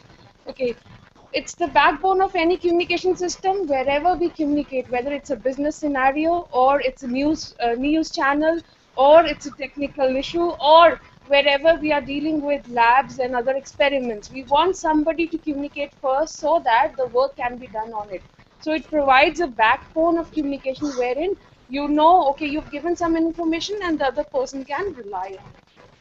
The information is needed for reviewing and evaluating future course of action and for taking decisions. Yes, because report makes a base for whatever you've given as a statement, whatever you've mentioned in your report, the facts, the figures, the diagrams, the graphs, everything which is mentioned here will give a platform to the other person to give the information based on that, right?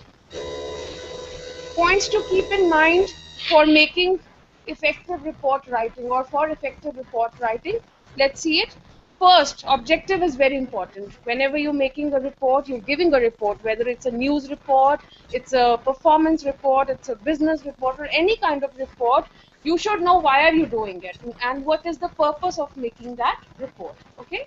Collect the required material or facts for the report. Now, facts, we all depend on figures, we all depend on statistics. Now researchers are there who research on different topics, they give their statements, they give their facts about it. So you need someone who can give you the actual factual information.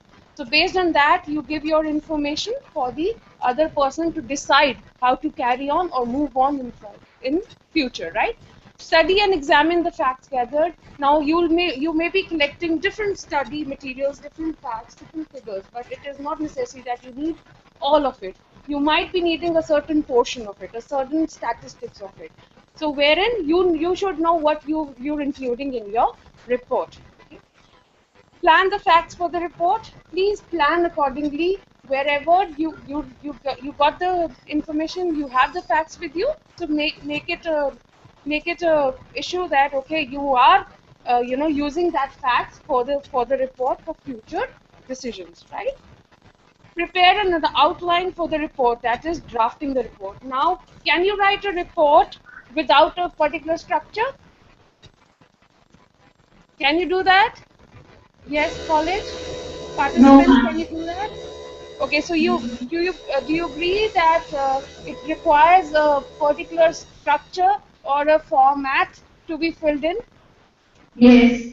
Yes, so preparing an outline is very important. Now, whatever, like you've attended a previous session on writing skills, whatever you're writing, you first write in rough. Okay, first you frame something you want to put in your formal letter, memo, or report. Then you rewrite it. You do it again and again till the time the actual content that you were looking up was maintained. True? True, ma'am. Okay. Next is edit the drafted report. And so I may be the good writer. I could write hundreds of pages on something, but then I need to know what is my criteria, what is my limitations regarding the pages of report, regarding the chronological order of the report. So I have to maintain that. Okay. So editing the report is very important to give the information as and when it's required. Okay. Distribute the draft report to the advisory team and ask for feedback and recommendation. Now, if I'm writing a lab report, so I'll be having an instructor, I'll be having someone who's at seniority level. So I will give my report. Okay, this was my report. I'm submitting it to you for further conclusions and recommendation. Do you agree? Okay. Okay. When we are writing something, we should be aware what are the writing do's we need to follow, right? Especially in the context of report writing. Okay, let's take them one by one. Use an impersonal style. What do you mean by impersonal style? Yes? Can you hear me? I'm a bit of professional style of writing. Okay, but what is impersonal style?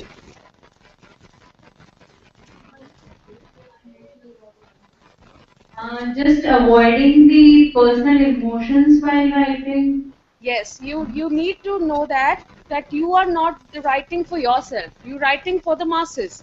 So keeping that in mind, you need to keep your emotions to yourself. You need to hold back your emotions, your sentiments, or your opinion about a particular thing. So you need to do it in a impersonal style. Okay? Okay. Use active sentences. Now I will not use passive sentences, okay? Something which I carried on or I've taken it from somebody's statement. No, I will write what I've come across. Like there are reporters who give a report, right? What they do is they go to the particular incident place, they record everything, they bring it to the office. Now it's the duty of the newspaper office or the news channel to edit and show whatever is required and is relevant, right? Okay? Yes, ma'am. Okay. Use appropriative headings. Now, if there is a statement or there's a particular issue on something like, let's say something has happened in a particular region, but then the heading is such that doesn't tell you about that particular incident. So will that match? No. No. So you need to know that your heading should give the or idea to the person who's reading that this thing is all about this particular incident, okay, or this particular thing, right? Right, ma'am. Okay. Use proper tenses. If something is happening, it's going on, then you'll use present tense. Whereas if something has happened at back, you'll use past tense. So you should know how will you write your report, right? Whether in the present tense or in the past tense, right? Now use accurate nouns and pronouns. Now nouns and pronouns where you're mentioning somebody's name, you're acknowledging somebody, you are putting that person's name over there in report, you're mentioning that, make sure you use it accurately. There is no mistake while doing that. Okay?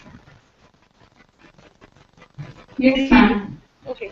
Define all concepts. Now, whatever concepts are there, whatever you're including in the report, please give a brief introduction or a brief view of all of them, right? If I've taken a concept of something, I should be able to make it sure that that has been defined well. Do you agree?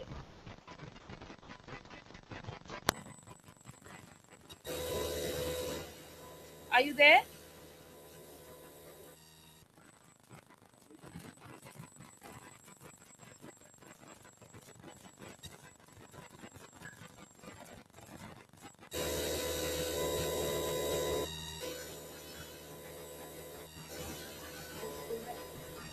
Can you hear me, participants? Ma'am, we missed a couple of minutes because of loss of connection. Oh, okay. What I was asking is that we need to mention the concept in detail. Whatever concept we are mentioning in our report, we want to show that particular person, okay, we are talking about something, and we have written in brief about it. So it is true, yes, it has to be done, right? Yes, ma'am. Okay. Tabulate your data. Now, if I give a 10-page written paragraph, will anybody read my report? No. No. So you have to make it interesting? Yes. Yes, for that you need to include tables, your graphs, your diagrams, or whatever you can that is relevant there and it is related to the report you're talking, right? Right, ma'am. Okay, proper documentation. Now, authenticity is something that everybody will look up to. If you're giving a news report, you cannot go anywhere and create a report or create a news, right? For that, you need to back it up with something that is valid. So documents are something that needs to be given along with it, right?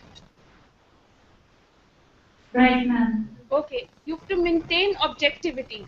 Whatever object with which you started the report should be maintained throughout until the end. You cannot go haywire when you're giving a report. You have to maintain, you have to keep in mind, okay, whom am I preparing this report for? What will it have? Until the end, I should know that I have given enough for the other person to know, okay, this was there in the report. Okay? All right? Yes, ma'am. Okay, reflect your edition. Knowledge acquired by study and research. Now, whatever you've got through research, through different studies, it should be reflected in your report. Okay, it should tell, okay, this statement is true to my knowledge. Whatever I've gained is always is correct. It's not something that I'm faking on. Okay. Yes, ma'am. Okay. When there are do's, there would be some don'ts as well, right? What you need to avoid is excessive jargons. Now, in technical field, when we all are from engineering background, we have so many things that a layman would not understand, right? For the common man, it is difficult to understand.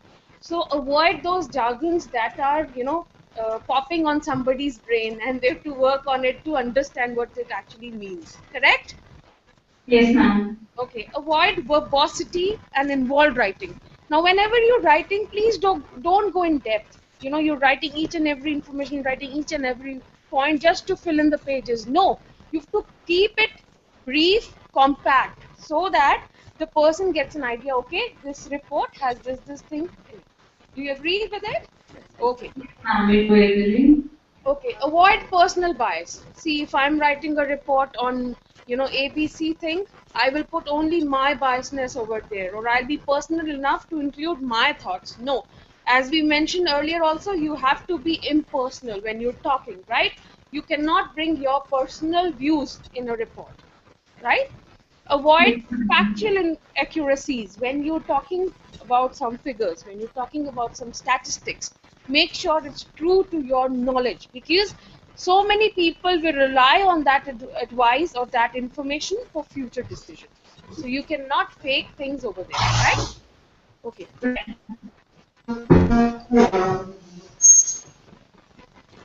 Yes. Yes, ma'am. Okay. Avoid grammatical blunders. See, I have to know this, that what tense I'm following, what grammar is it. Am I making some pauses? Am I using some prepositions, or I'm using some punctuation marks? I have to be aware where I need to stop in a particular statement, so that it is reflected to the other person. Okay, this is the statement that is given, and it is till here only I have to read, right? Right. Okay. Avoid absence of reasoning. Now, avoid absence of reasoning, wherein you have to reason well. Why have you put this particular statement here? You should know that, okay, this is there because of this reason.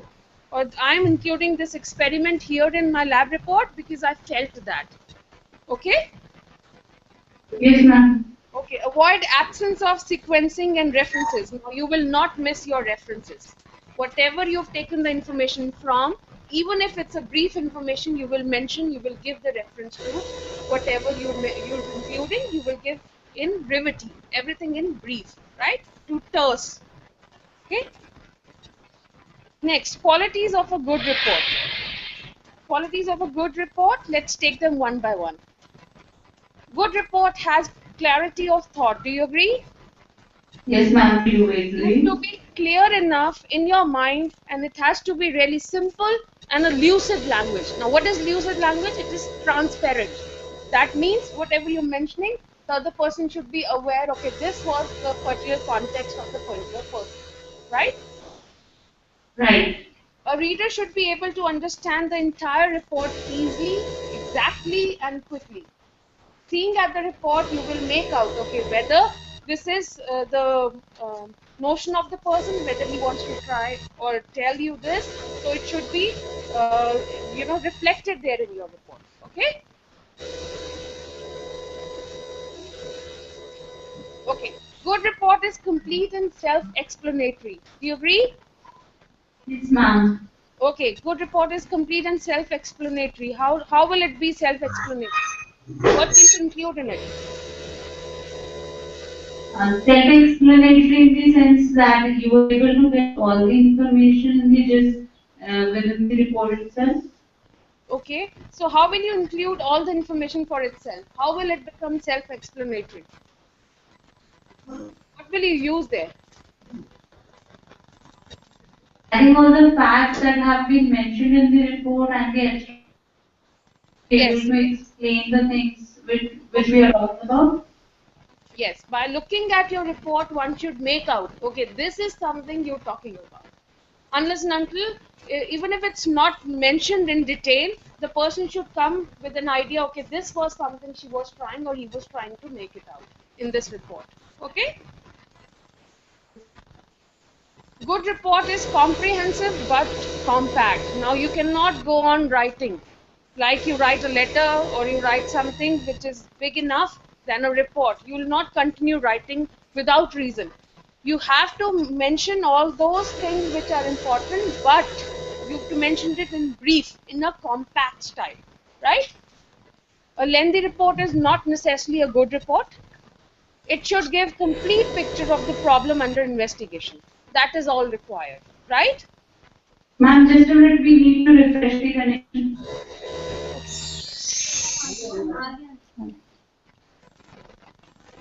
Yeah, we can go back.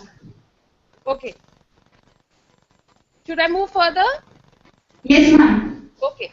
A good report is accurate in all respects. Now, you cannot, simply write something for the sake of writing. It has to have a reason to it. It has to be accurate. It has to be so much so that the other person who's reading your report can rely on the information that is provided in the report. True?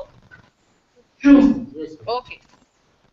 The data given and the statement made in the report must be based on facts and must be verified carefully. Report writing is a responsible job and is used as a reliable document for taking decisions and framing policies. Okay? Yes, ma'am. Okay. Good report has suitable format for readers. Now, the main purpose or the main idea of a report is to write something in a proper order, and it should look like that you've given a shape to your writing. So it should start from a title and it will always end with a conclusion, right? Right, ma'am. Okay, so a good report needs proper format. The report should have all essential components such as title, information, introduction, findings, and recommendations. Okay, you will not miss any one of it. Okay. Good report supports facts and it's factual. Again, your fact should always be true towards, when you're mentioning it in your report, it should be collected from particular place. You need to see that whether the facts actually support your content, which is very important, right?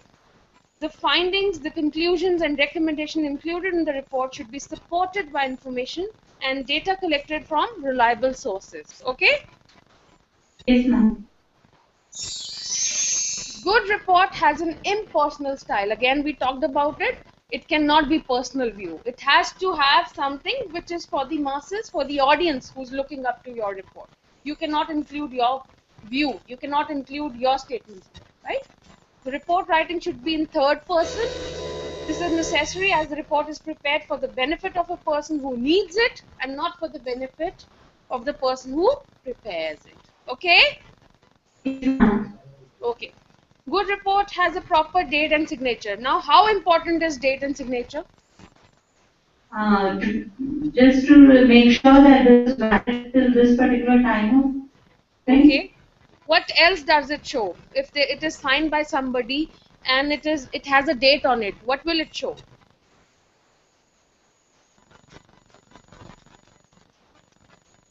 Yes? I think the facts have been collected till that particular date only. Okay, it will show the facts that this has been done on a particular date and it is signed by somebody in authority. So it has relevance of information. That's the reason date and signature are important. True? True, ma'am.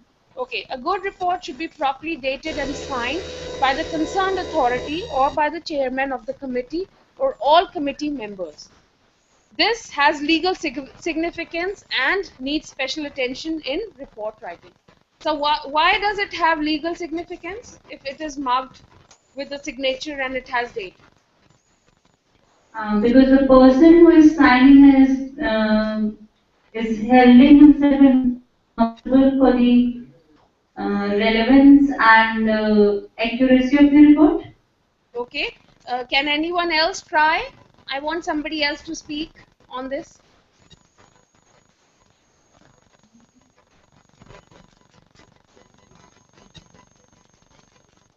Yes, please. Answer.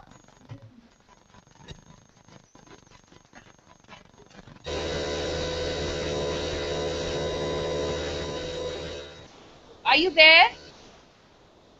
Yes, ma'am, we are there. Okay, please pass the mic to someone who has. It Yes. has a legal significance because the person signing the report is responsible and he is actually stating that the facts in the report are true. Okay, yes, correct. So it is required and it is mandatory. You cannot miss the date and signature anywhere in the copy, right? Yes, ma'am. Qualities of a good report. Now you will tell me the qualities of a good report. I want the answer from all of you. You might have prepared a report in your life. So would you like to share some, qualities that you think are necessary in a report? Short and precise. Yes, very good. What else?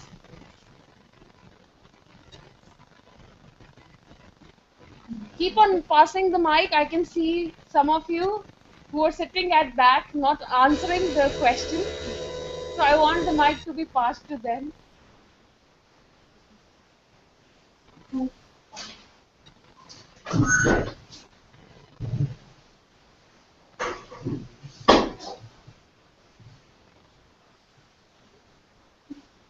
The report must be precise. Very good. What else? Keep on passing. I want one point from everybody. All important things should be mentioned in the report. Very good. Okay. Next.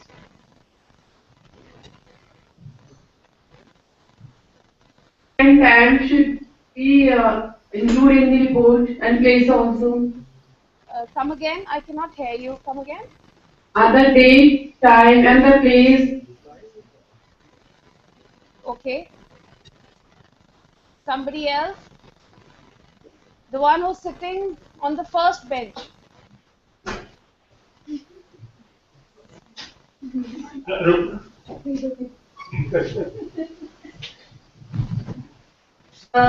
References.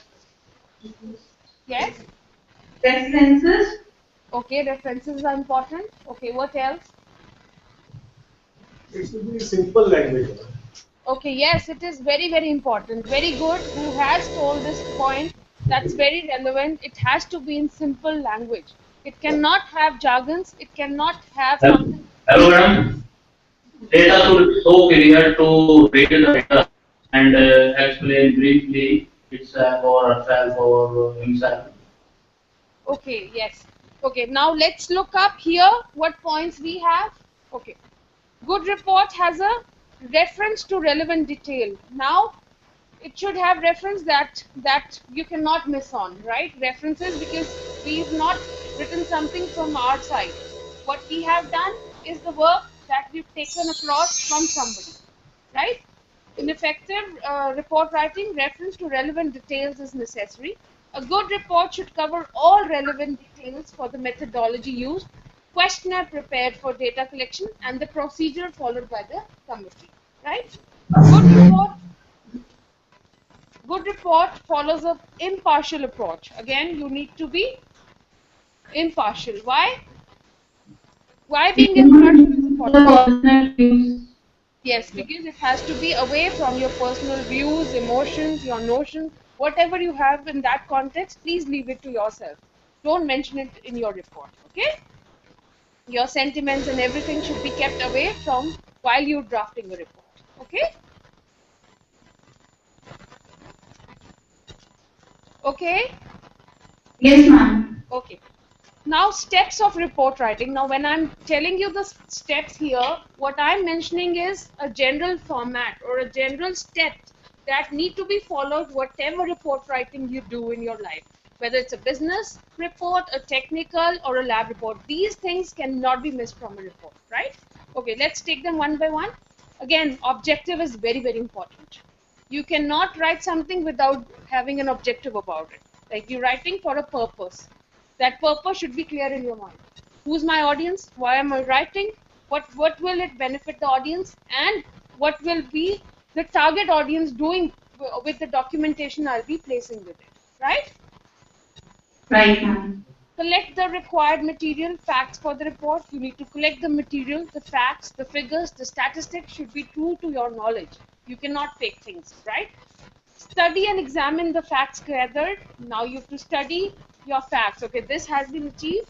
Now, if I have achieved this, I will not mention each and every statement, each and every fact in my report. I will only include this, which is important in that particular report writing. Okay, plan the facts for the report. You need to plan well. You need to know what you're doing, right? That's important. Prepare an outline for the report, again drafting the report, and last or second last would be edit the drafted report and then submit it to the advisory team for recommendations and feedback. Okay, now this is a suggested format. What is the suggested format here is you begin with table of content. What is your report having? Whether it is having paragraphs with subtitles, what are the subtitles? What are the main headings? So it will include everything. Body 1, body 2 includes this. Then it's a summary thing. Then introduction is also there. Conclusion is there. References are there. Bibliography is there. And Annexure is there. You will mention everything there. Executive summary. What do you mean by summary here? What do you mean by summarizing? The gist of this report. Yes, the gist of this report, and it has to match the introduction you have given, right? Your summary will always be related to your interpretation and your introduction. You cannot write something which you don't agree to, right? Right, ma'am. Okay, background of the study. So where have you got the information from? Where did you went? Where did you research? Whom did you approach? Where have you checked? Whether you've checked some sites, whether you've talked to people, whether you have conducted a questionnaire. How was your study conducted? So that has to be there. That background needs to be shown that, okay, I got this information from a particular place, or I got this information from a particular format, right? Right. Okay, scope and objective of the study. Again, objective and scope you cannot miss, because report writing starts with the first letter O. That means what is your objective of writing the report. Okay? Right. Okay, next is study methodology. What methods have you used? What is your experiment all about? Is there any formula? Or have you mentioned some tabular form? Or is it showing that, okay, I followed these steps or I followed these methods? Okay?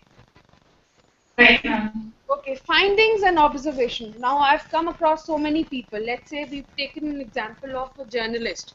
Now he reaches an incident place. He talks to people around for clues. Now what is he doing? He is gathering the information even before the police or anybody else has reached it. So he knows what clues are there that will match on the particular incident place. So he will give his observation, he will give his findings to the person who is responsible for it, who will be taking decisions based on that, right? Right. Okay, recommendation. Now if I've gone through something and I've been recommended something, so I will mention that. Acknowledgements. If somebody has helped me, if you've helped me in my report writing, or if ABC person has helped me in my report writing, you will mention that in your acknowledgement, right? That this particular person has helped me in my report writing. Okay? Right? Yes, ma'am. Okay. Next is annexures. What will you include in your annexure? Those portions which are not necessarily to be referred within the report, but we need to provide just for a reference purpose. Okay, and you can also say which is not the part of the formal report content. I mean, which is like you've mentioned you've given some diagram, or you've shown some graph. Okay, that you mention in your annexures. Okay, that you don't show in your bibliography or your references. That are afterwards you're mentioning. Okay, I've used this chart, I've used this graph, I've used this diagram for your particular knowledge. Okay. Okay. Ma'am, I think questionnaires or any supporting documents can be mentioned in lectures as well. Sorry, come again. Any supporting document which is supporting your text during the report, and I think questionnaires and any data collection methods which were used for See, making if the you're reports. talking about that you've come across some documents or some sites that you were referring, you can refer it in your references or bibliography. But if you're talking about some chart paper or your diagrams, your graphs, which is not, you've not mentioned in either of the heading, like you've not mentioned in references, you've not mentioned in bibliography, you've not mentioned in any other acknowledgement, you will mention that thing in your annexure.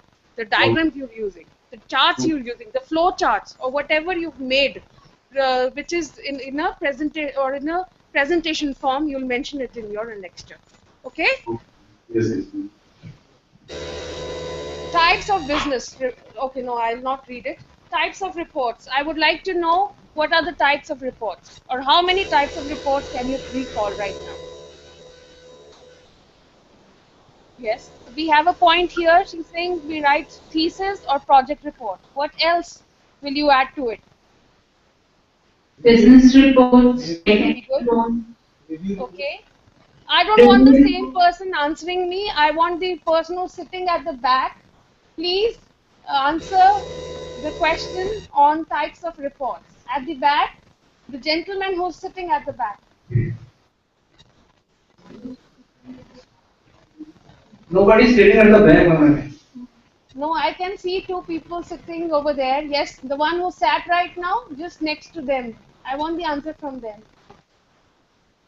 Sitting besides me. Yes, yes, yes. I, Hello, sir. I would like to ask. hello. Environmental report, that is research report, project report, Okay. or news report, Okay. or क्या कहना चाहिए uh, educational report, Very good. Okay. medical report. Okay. We all make performance report as well, right? Yes, yes. Okay. So there are different types of report that we come across. I have few of them listed, and I'll be talking about 3 major reports in detail, right? Should I move forward? Ma'am, in project report, the acknowledgement first, not for last. No, it's always at the end. Acknowledgement will always be at the end. Yeah. Okay, you cannot start with acknowledgement. You will have to start with your title and whatever it's there in your content. Actually, his question is that in the project report, Mm-hmm. by the students, they acknowledge By the students, yes. By the students, if they are giving that report, they are mentioned. They will acknowledge their teachers who have helped them in the report. This was the question. This was the question. Okay. You will get it. Okay.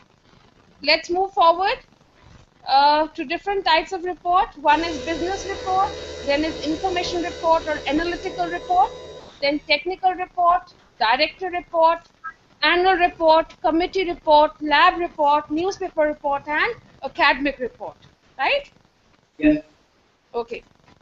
I will take one by one in detail, but then I want you to focus on the whiteboard now. Okay. I want you to focus on the whiteboard. I'll be moving there for business format. Okay? Okay.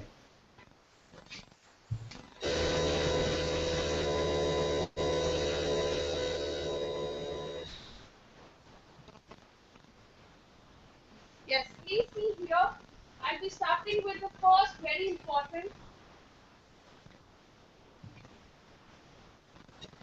Can you see it? No, ma'am, no. Able to.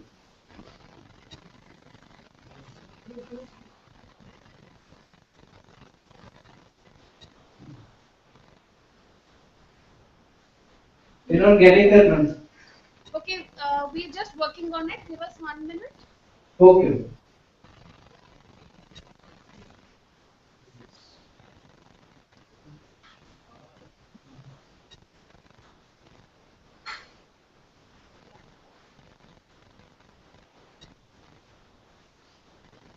There is some reflection, I think, on this. Yes, yes, yes.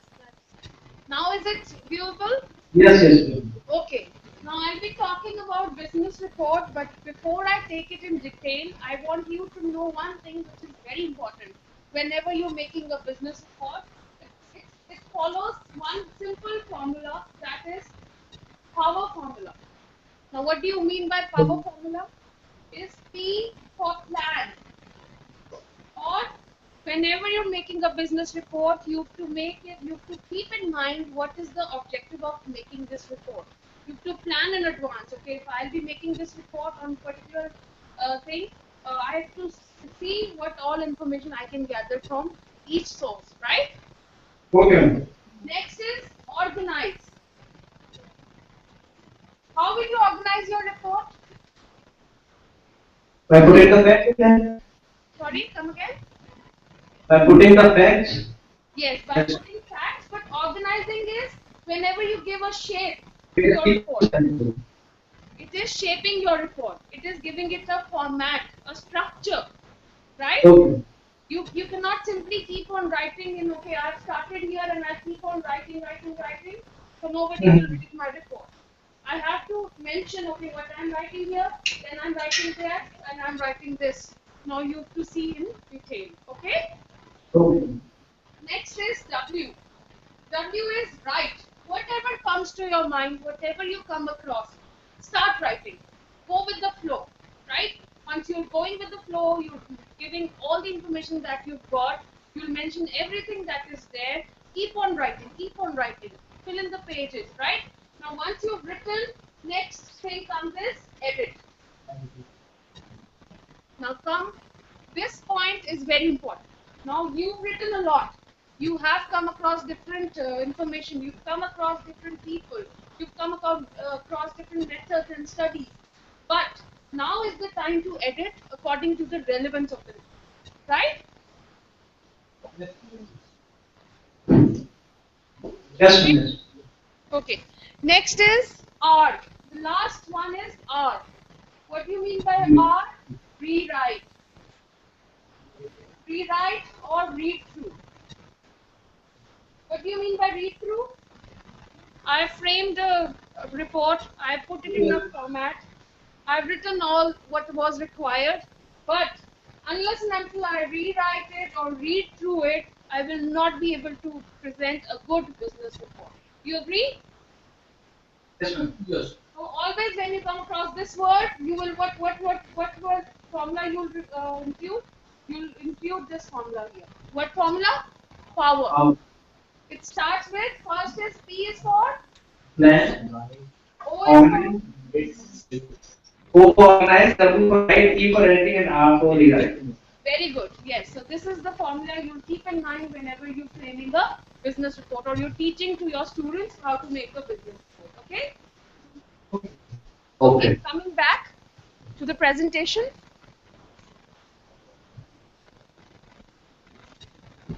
Okay.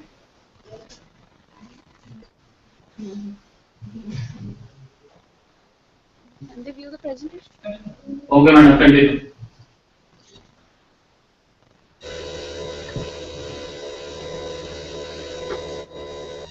Okay. Now, do you agree there are two types of business reports? One is formal and one is informal, right? Right. Okay. Now, you will come to know that business performance or a quick status check or monitoring the progress will always be done with the help of a business report, right? Now, Right. whenever a person is making a business report, they will summarize key business indicators by presenting them graphically. Now, have you seen a graph? No, ma'am. Have you seen a graph? Ma'am, just we have to interrupt for 2 minutes because the projector has been switched off. Just give me 2 minutes. Just give me 2 minutes to regain the connection. Okay, okay, okay.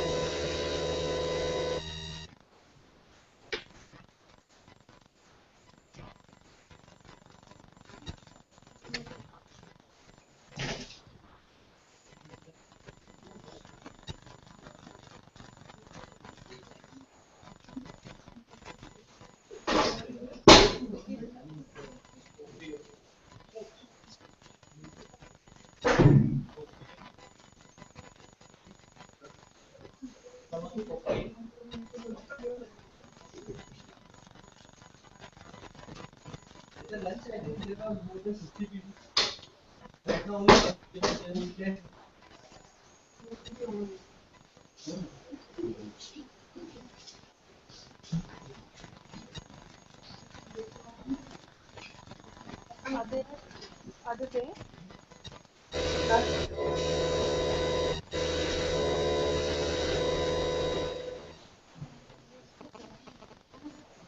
Ma'am, you can continue now. Okay, can you hear me? Yes, ma'am. Okay. And can you see the presentation that's there? Yes. Okay. Continuing with it. Uh, Business report use statistics to present key business matrices. Now it will use statistics to present all those information that they have collected so that the person can relate to what has been told in a report or what has been said in a report, right? Right. It accesses data online and offline through various means of communication. Now you can access to the data online or offline. Both ways you can access to the information that's there in a business report. Okay? Yes, ma'am. Okay. Steps to follow while generating a business report. You will determine the scope. Like I've told you, you will first think about why are you making that report? What is the scope of the report? How will it benefit my audience and what is required out of it? So you will determine the scope of the report. Consider the target audience, whether you're making it for somebody who's in primary touch or secondary or immediate touch, or whether you're only preparing it for the advisory team. Sometimes, in business, we have to make different kinds of report. One is for the performance evaluation. The other is for the audience. Or the third one is for the person who's asked you to prepare a report on a particular issue, right?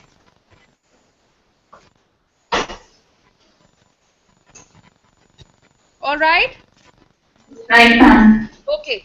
Next is gather and organize the supporting information. Now you should know what is the structure of my report, or how will my business report look like, or what shape am I giving it to it. How will it start? Will it start with title and then it continues with introduction, my summary, and then conclusion? Or will I include references and bibliography? Or will I include all the Phoenetics that's required, right? Right, ma'am. Okay. Gather, next is analyze and weigh the supporting information. Now, you need to know what you're mentioning. Now, weighing the importance of it, you're weighing the supporting information by giving it facts and figures, okay? By framing it into factual information, okay? Yes, ma'am. Determine the solution, findings, or recommendation. Now you will determine what have you found out of it, what is your solution to it, and what you are recommending in particular context. So you will make sure that you determine all of it, right? Right. Determine the report format. Yes, I have told you a chronological order has to be obeyed, has to be kept in mind whenever you are making a report, okay? Now this is a brief or a general outlook. How will your business report look like? It will start with title, then it will have a summary, then methodology, then introduction, main body, data tabulation, conclusion, recommendations, and appendix. Okay? Yes, ma'am. Okay, now if you see, it's a daily business report that's made by one company, and they followed this format. Now what have they started with? They've started with the name of the company. They have mentioned, okay, this is my company's name, my company's logo is this. Now we all know what is a company logo. Do you know what is a company logo? Yes, ma'am. Okay, that tells, by seeing that particular mark or that particular symbol, you come to know, okay, if I'm talking about Arrow, I will write A. If I'm talking about Zara, I'll write Z. If I'm talking about Mercedes, I'll see, okay, that's the logo for Mercedes. So I'll be aware, okay, this is the particular company and it has a logo like this, right? Right. Official website of the company. Now company might have given through intranet, it has different websites, supporting websites, but we will mention only the official website where we want the people to see the information they are seeking, right? Right, ma'am. And the email IDs, right? Head office, branch office, then your contact information, then date, then department, who is preparing the report, which department is it who's preparing the report, the report subject line, okay, this report is intended towards this, so you'll mention that, right? Okay? Yes, ma'am. Okay, main report, vital points, ending note, issued by, and thanks remarks. You're thanking or you're acknowledging somebody who's helped you, right? Right, ma'am. Okay.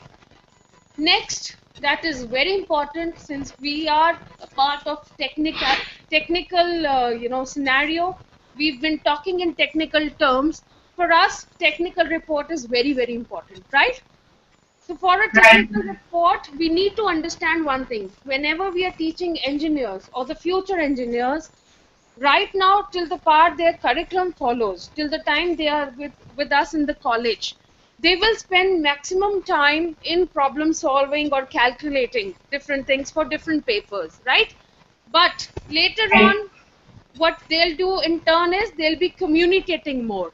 So let me tell you the ratio or the percentage how an engineer spends an early career and then the later career. An engineer, 25 to 50% first when during the course he spends on designing, measuring, calculating and problem solving, whereas only 50 to 75% he's communicating, writing reports, letters, memos, proposals, giving presentations, talking to his fellow colleagues and bosses and customers. This is the early time of his career, right? That means he's not communicating more during his early time. But whereas during the later stage, this goes up to communication goes up to 90 to 95%. Now, during the later career of an engineer, 90 to 95% he'll be busy making reports, he'll be busy writing letters, he will be giving presentation, he will be talking to the customers, colleagues or the bosses. So communicating by the technical background or by an engineer is very important when he further moves towards his career. Do you agree? Yes, ma'am. Okay. Now, how will you write a technical report, or what things you need to keep in mind when you are writing a technical report? Please don't waste words. See, if I'll say something which is obvious, pollution is a serious problem, don't say things your audience doesn't need to know. Long, irrelevant explanation, detailed math, okay? If you're aware, if you know that your audience knows this particular thing, don't mention those words just for the sake of, writing something in that context. You will not waste words. You will make sure that your words are obvious words. They are not repeated words, okay? Yes, ma'am. Then use spell check and grammar check. Your report, whenever it's a technical report, please make sure that your spell check is on. You've not committed any spelling blunder or a grammar blunder while making a report. Okay, it is very, very, very important. Now contractions. When you're using contractions, it's versus possessive pronoun. It's a nice day, or put the CD in its case. So you have to be aware. Oh, okay, wherever you're mentioning, you need to refer to that particular thing in scenario. You cannot use your contractions just to avoid words, right? Right. Affect verb versus effect noun. Now, stress affects everyone differently. The effect of stress can be negative. So here you should be knowing that whether I have to mention an effect of the particular thing or something which I have to tell, okay, this affects something or this affects this particular purpose, okay, or this particular situation. You should know, you should be aware of it, okay? Include proper citations of others' work. You will include whatever you've gained from different references, whatever you've got from different audiences or people who are in authority. Okay? Yes, ma'am. Okay. Use the full term, then put the acronym in the parenthesis. Now, first you'll tell the entire thing. Then you'll briefly tell in your parenthesis, okay, I was referring to this when I referred to this particular statement. Okay? Yes, ma'am. You'll eliminate fluff. Fluff is when you are giving long things of a short contracted word, like If I say back in the year 1973, a man by the name of John Smith, basically, but this can be, it can be edited by a simple word like, right? Will you agree? Sorry, ma'am, I'm going to get confused. See, when we write long sentences, when I wanted to say something which is equivalent to the word like, I will not simply say, okay, back in the year this, there was a man of this name basically wanted to, but what I was trying to say there is, I was just mentioning an example. So I can simply write the word like, which will mean the same, right? Right. Okay. Avoid vague generalizations. Oh my god, it's very expensive. I will not mention my notion over it. Very expensive, very difficult, very high temperature, very low temperature. No, you will not write vague, you will not write vague general things over there. That, you yourself think, which is not the truth. Okay? Yeah. Now proofread carefully. How will you proofread? Whether you've included words that are extra, you can omit them. That you've included words that are not there, please include them. If the words are correct spelled, but they have you've mentioned the word which has a similar kind of spelling. For like certain words, if you've mentioned do for do, from for from, there for there, and for and, where for where, right? So you'll have to proof check, or you have to read it again and again, okay, whether I have mentioned something which, looks similar, but it has different meaning, okay? Yes, ma'am. Now this is a brief, how will your technical, report look like? It starts with introduction, background and context, technical detail, results, and discussion and conclusion. To give a further view on it, I would like you to see a small video that will take you across the entire structure of a technical report. Are you ready? Yes, ma'am. Okay, let's start.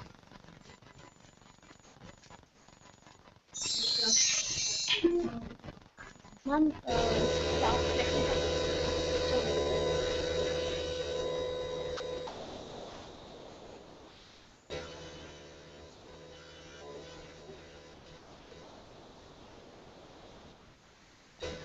Okay, please see the video.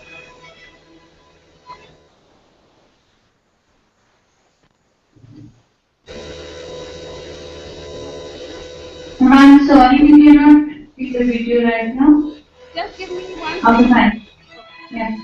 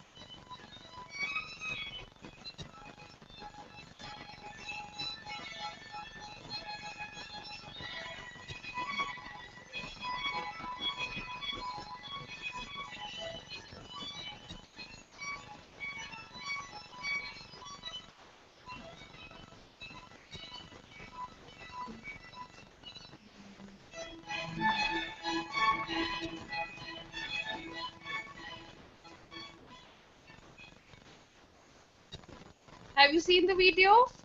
Yes, ma'am. Okay, let's revise what was there in the video. The format of the report, the technical report. How did it started? It started with the title, Okay. What was there in the title? the name of the person who wrote the report. Okay, name of the person. Okay, next, what was there? Next was the introduction, sorry, summary part. Summary or introduction first?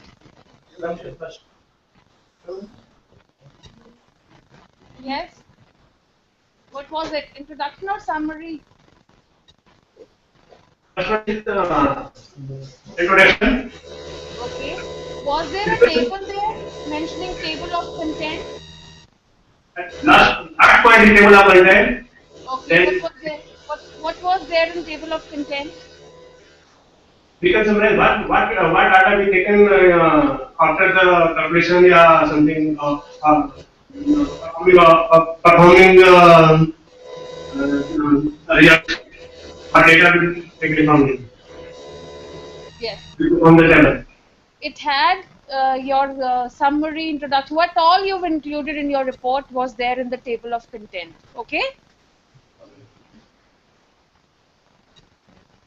Okay. Okay. Okay. Next was what was the next slide? Next slide is summary, result and conclusion. Summary. It was summary. Okay. Yes. Yes. Summary. What we summarize, conclude, what we conclude the given results. All things. Okay. Okay. What was next?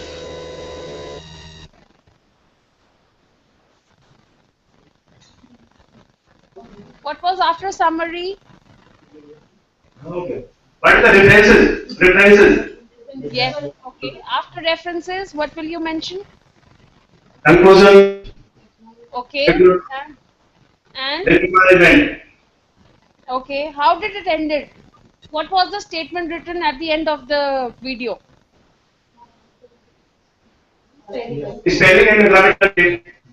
Yes. So you will always, whatever report you're making, you will never forget your grammar. You will not forget your spellings, right? Okay. Okay. Okay. Now we'll move further towards Okay. another important kind of report, that is lab report. Have you ever seen a lab report?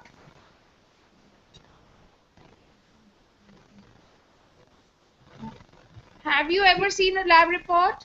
Yes, ma'am. First of all, we write object. What is the aim of object? Okay. Second, Why do we make a lab report? Or why is it important to make a lab report?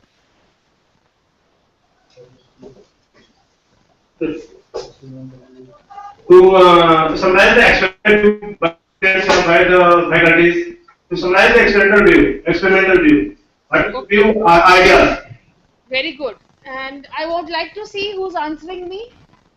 Ma'am, I would like to see the person who's answering me. Who's answering me? Please raise your hand. Yes, ma'am. Okay. Okay. Your answers are correct, and thank you for answering. At least I have a participant who walked up voluntarily to answer this, right? Okay, yes. There was a lab report, or whenever we used to submit our practical files in school, remember? We used to submit practical files in our school. Yes. Okay. Now what we used to do was we used to conduct an experiment in the lab. Now how did we conduct that experiment? By seeing the procedure or the report made by somebody else? You simply follow the instruction, right? Procedure, madam, the student prepare the experiment briefly as set up the connecting wire in electronics or set up the instrument or So what I'm trying to say here is that whenever we conducted an experiment in a lab, we had something written before who told us, okay, these are the instructions to be followed for a particular experiment in the lab. Do you agree? Yes. If the student is ready to perform the experiment, first of all, teacher is guide about the student. What is the aim of this experiment? Yes, yes, yes. What is the aim? First of all, we tell what is the aim of this experiment and brief this experiment carefully. Yes. And what we can do and other application. Okay. Now a lab report, yes, what I'm trying to say here is a lab report is something that, it's made for somebody for future reference, right? Whenever Yes. you make this report, somebody else will be trying that experiment and will check whether the result was same or not, or do they have some other result. They will mention that Yes. result as well, right? Yes, ma'am. Okay, now this is the way you'll read a lab report. See, how will you read a report? First is the abstract, then the introduction, then the method used, then the result, discussion, and conclusion. This is the way you read a lab report. It is Yes. only the order for reading the lab report, right?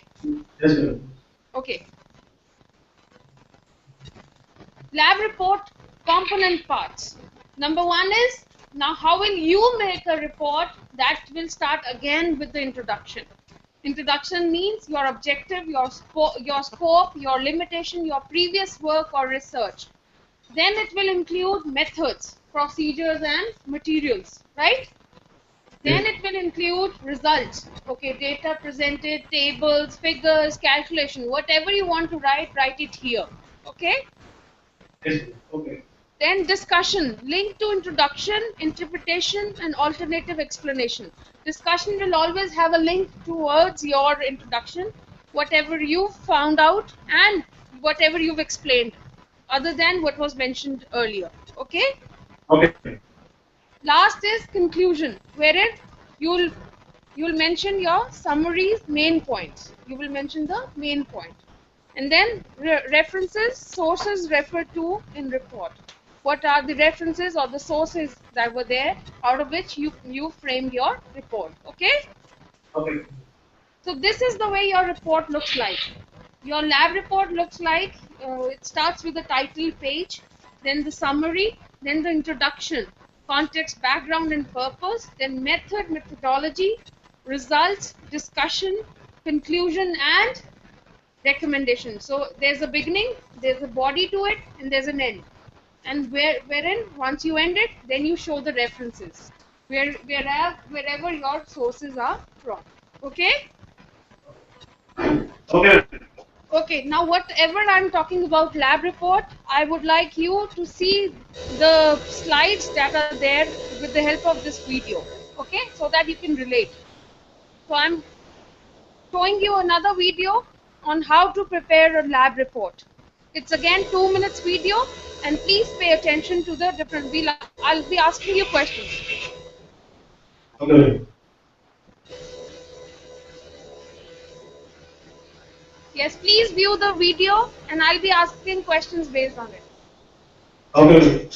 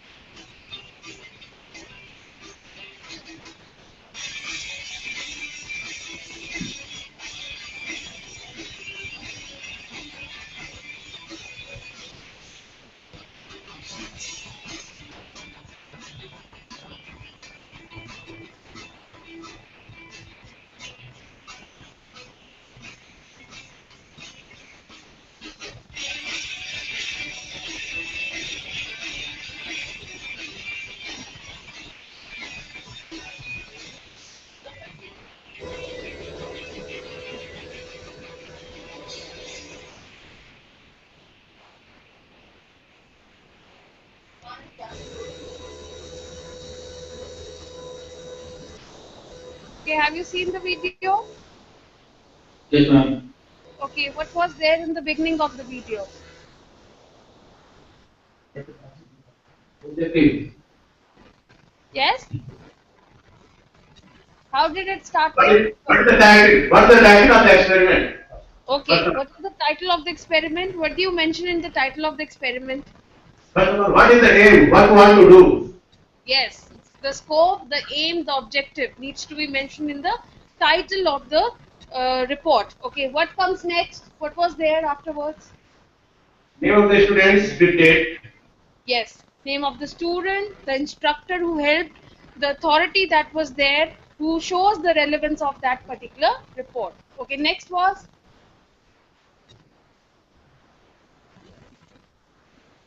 Next one is theory and formula. That is experiment. okay, the Materials, material and materials, materials, selected materials, or raw materials, theory and formula. yes, the formula, the theory, the experimental, the instruments used, the experiment that was conducted, everything will come under methods and materials. Okay, next was, Methodology. What is the method? What is the observation? Observation. What we okay, observe? okay. Can the observation or the result be different for different people? Yes, it may be. Yes, whether you agree on the particular result or do you have a different opinion about it, right? Yes, right. Okay, next was, Then after calculations, then result. Match the result with objective. and after calculation was, Match. Hello, madam. Match the result with objective. okay, and what was at the end? Yes.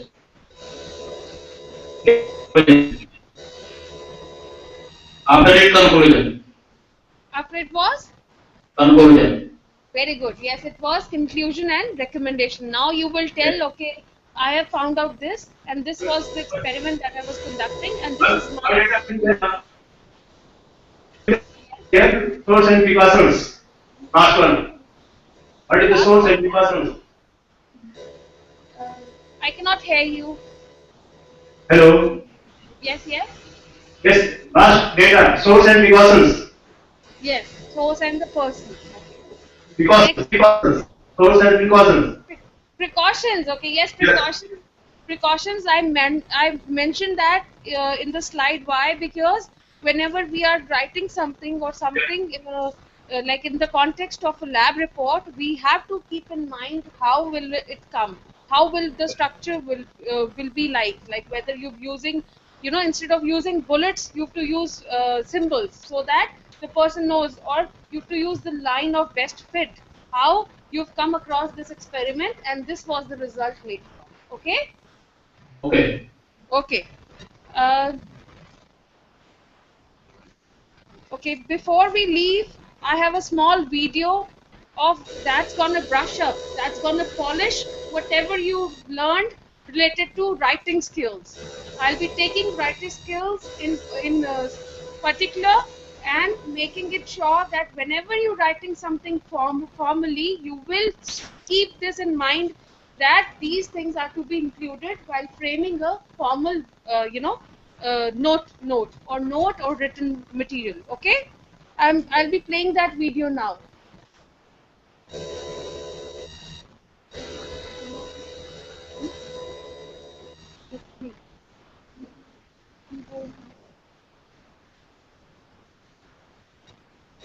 How to improve business running, not business.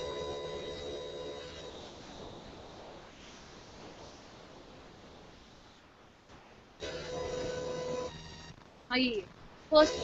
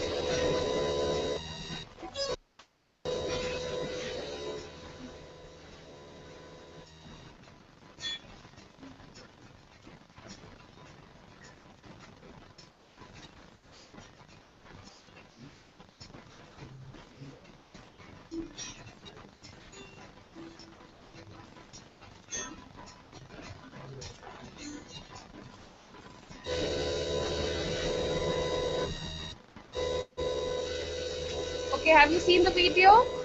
Yes. Okay, did you find it interesting? Yes, ma'am. Okay, so whenever you'll be writing now onwards, you'll keep these points in mind. And with this, I end the session here. I would like to ask you if there are certain questions or feedback that you would like to give about my session. Please, you're free to answer or you're free to ask anything you want.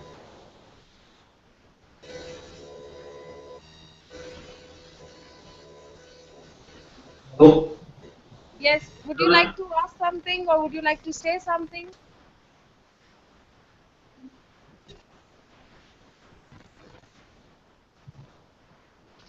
Any questions?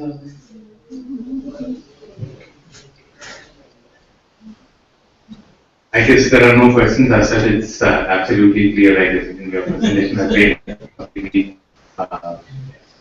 I guess it is not left any scope for questions as such. Okay, and uh, would you like to share some feedback about my session? Did you like it?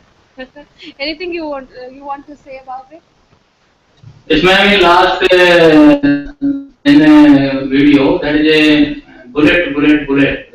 What is the meaning of bullet, bullet, bullet? So you're facing those bullet, bullet, bullet. Bullets was like they were trying to tell you that rather than putting statements in paragraphs, it's better you use one-liners or bullet points so that Headline. yes. That is headlines. Headlines.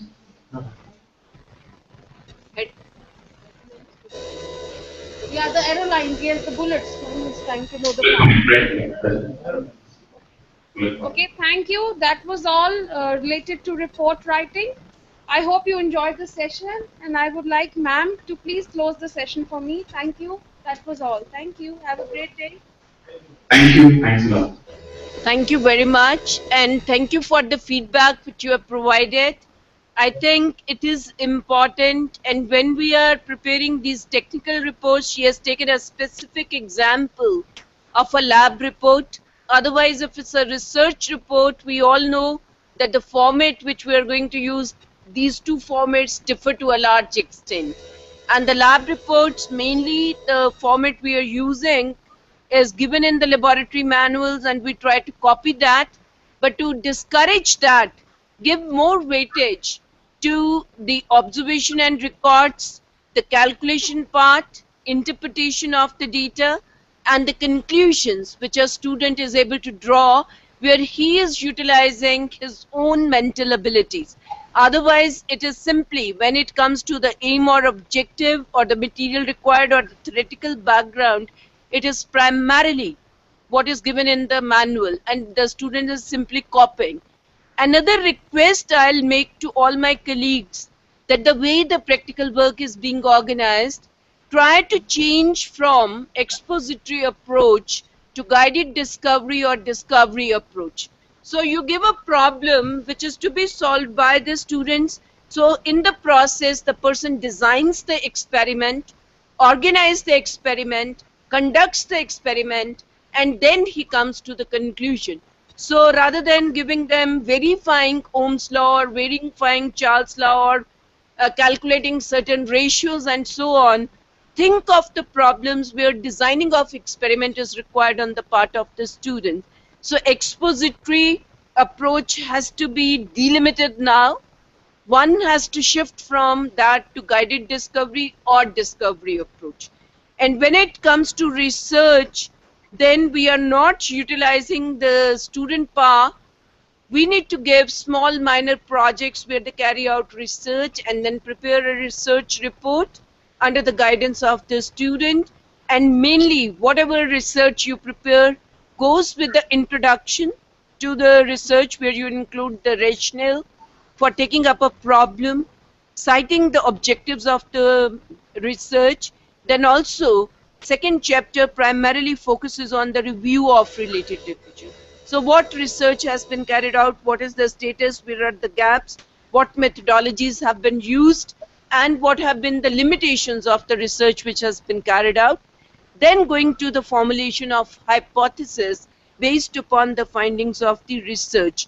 And the third chapter normally consists of the methodology which the person has utilized, and the person needs to give the design for the research which has been carried out, whether it has been experimental, descriptive, ex post facto, correlational, and so on.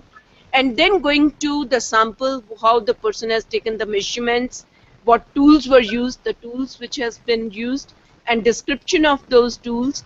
Then going to the methodology for data collection. Then going to the next chapter where you are dealing with analysis of results and interpretation. So that is the most important component of the research, where the person is trying to infer on the basis of the results which he or she has found, and the last chapter goes as a summary and conclusion. So I'm very sure that she has touched upon these components, and maybe when you get into writing of a report, you'll take care of the points which she had highlighted for consideration. So with these words, I thank Mrs. Konika Mehta for being with us this afternoon and dealing with this important aspect on report writing. So thank you very much. So friends, see you tomorrow at 9:30 for the next day proceeding. And we have Dr. Sunil that coming up with presentation skills. So thank you.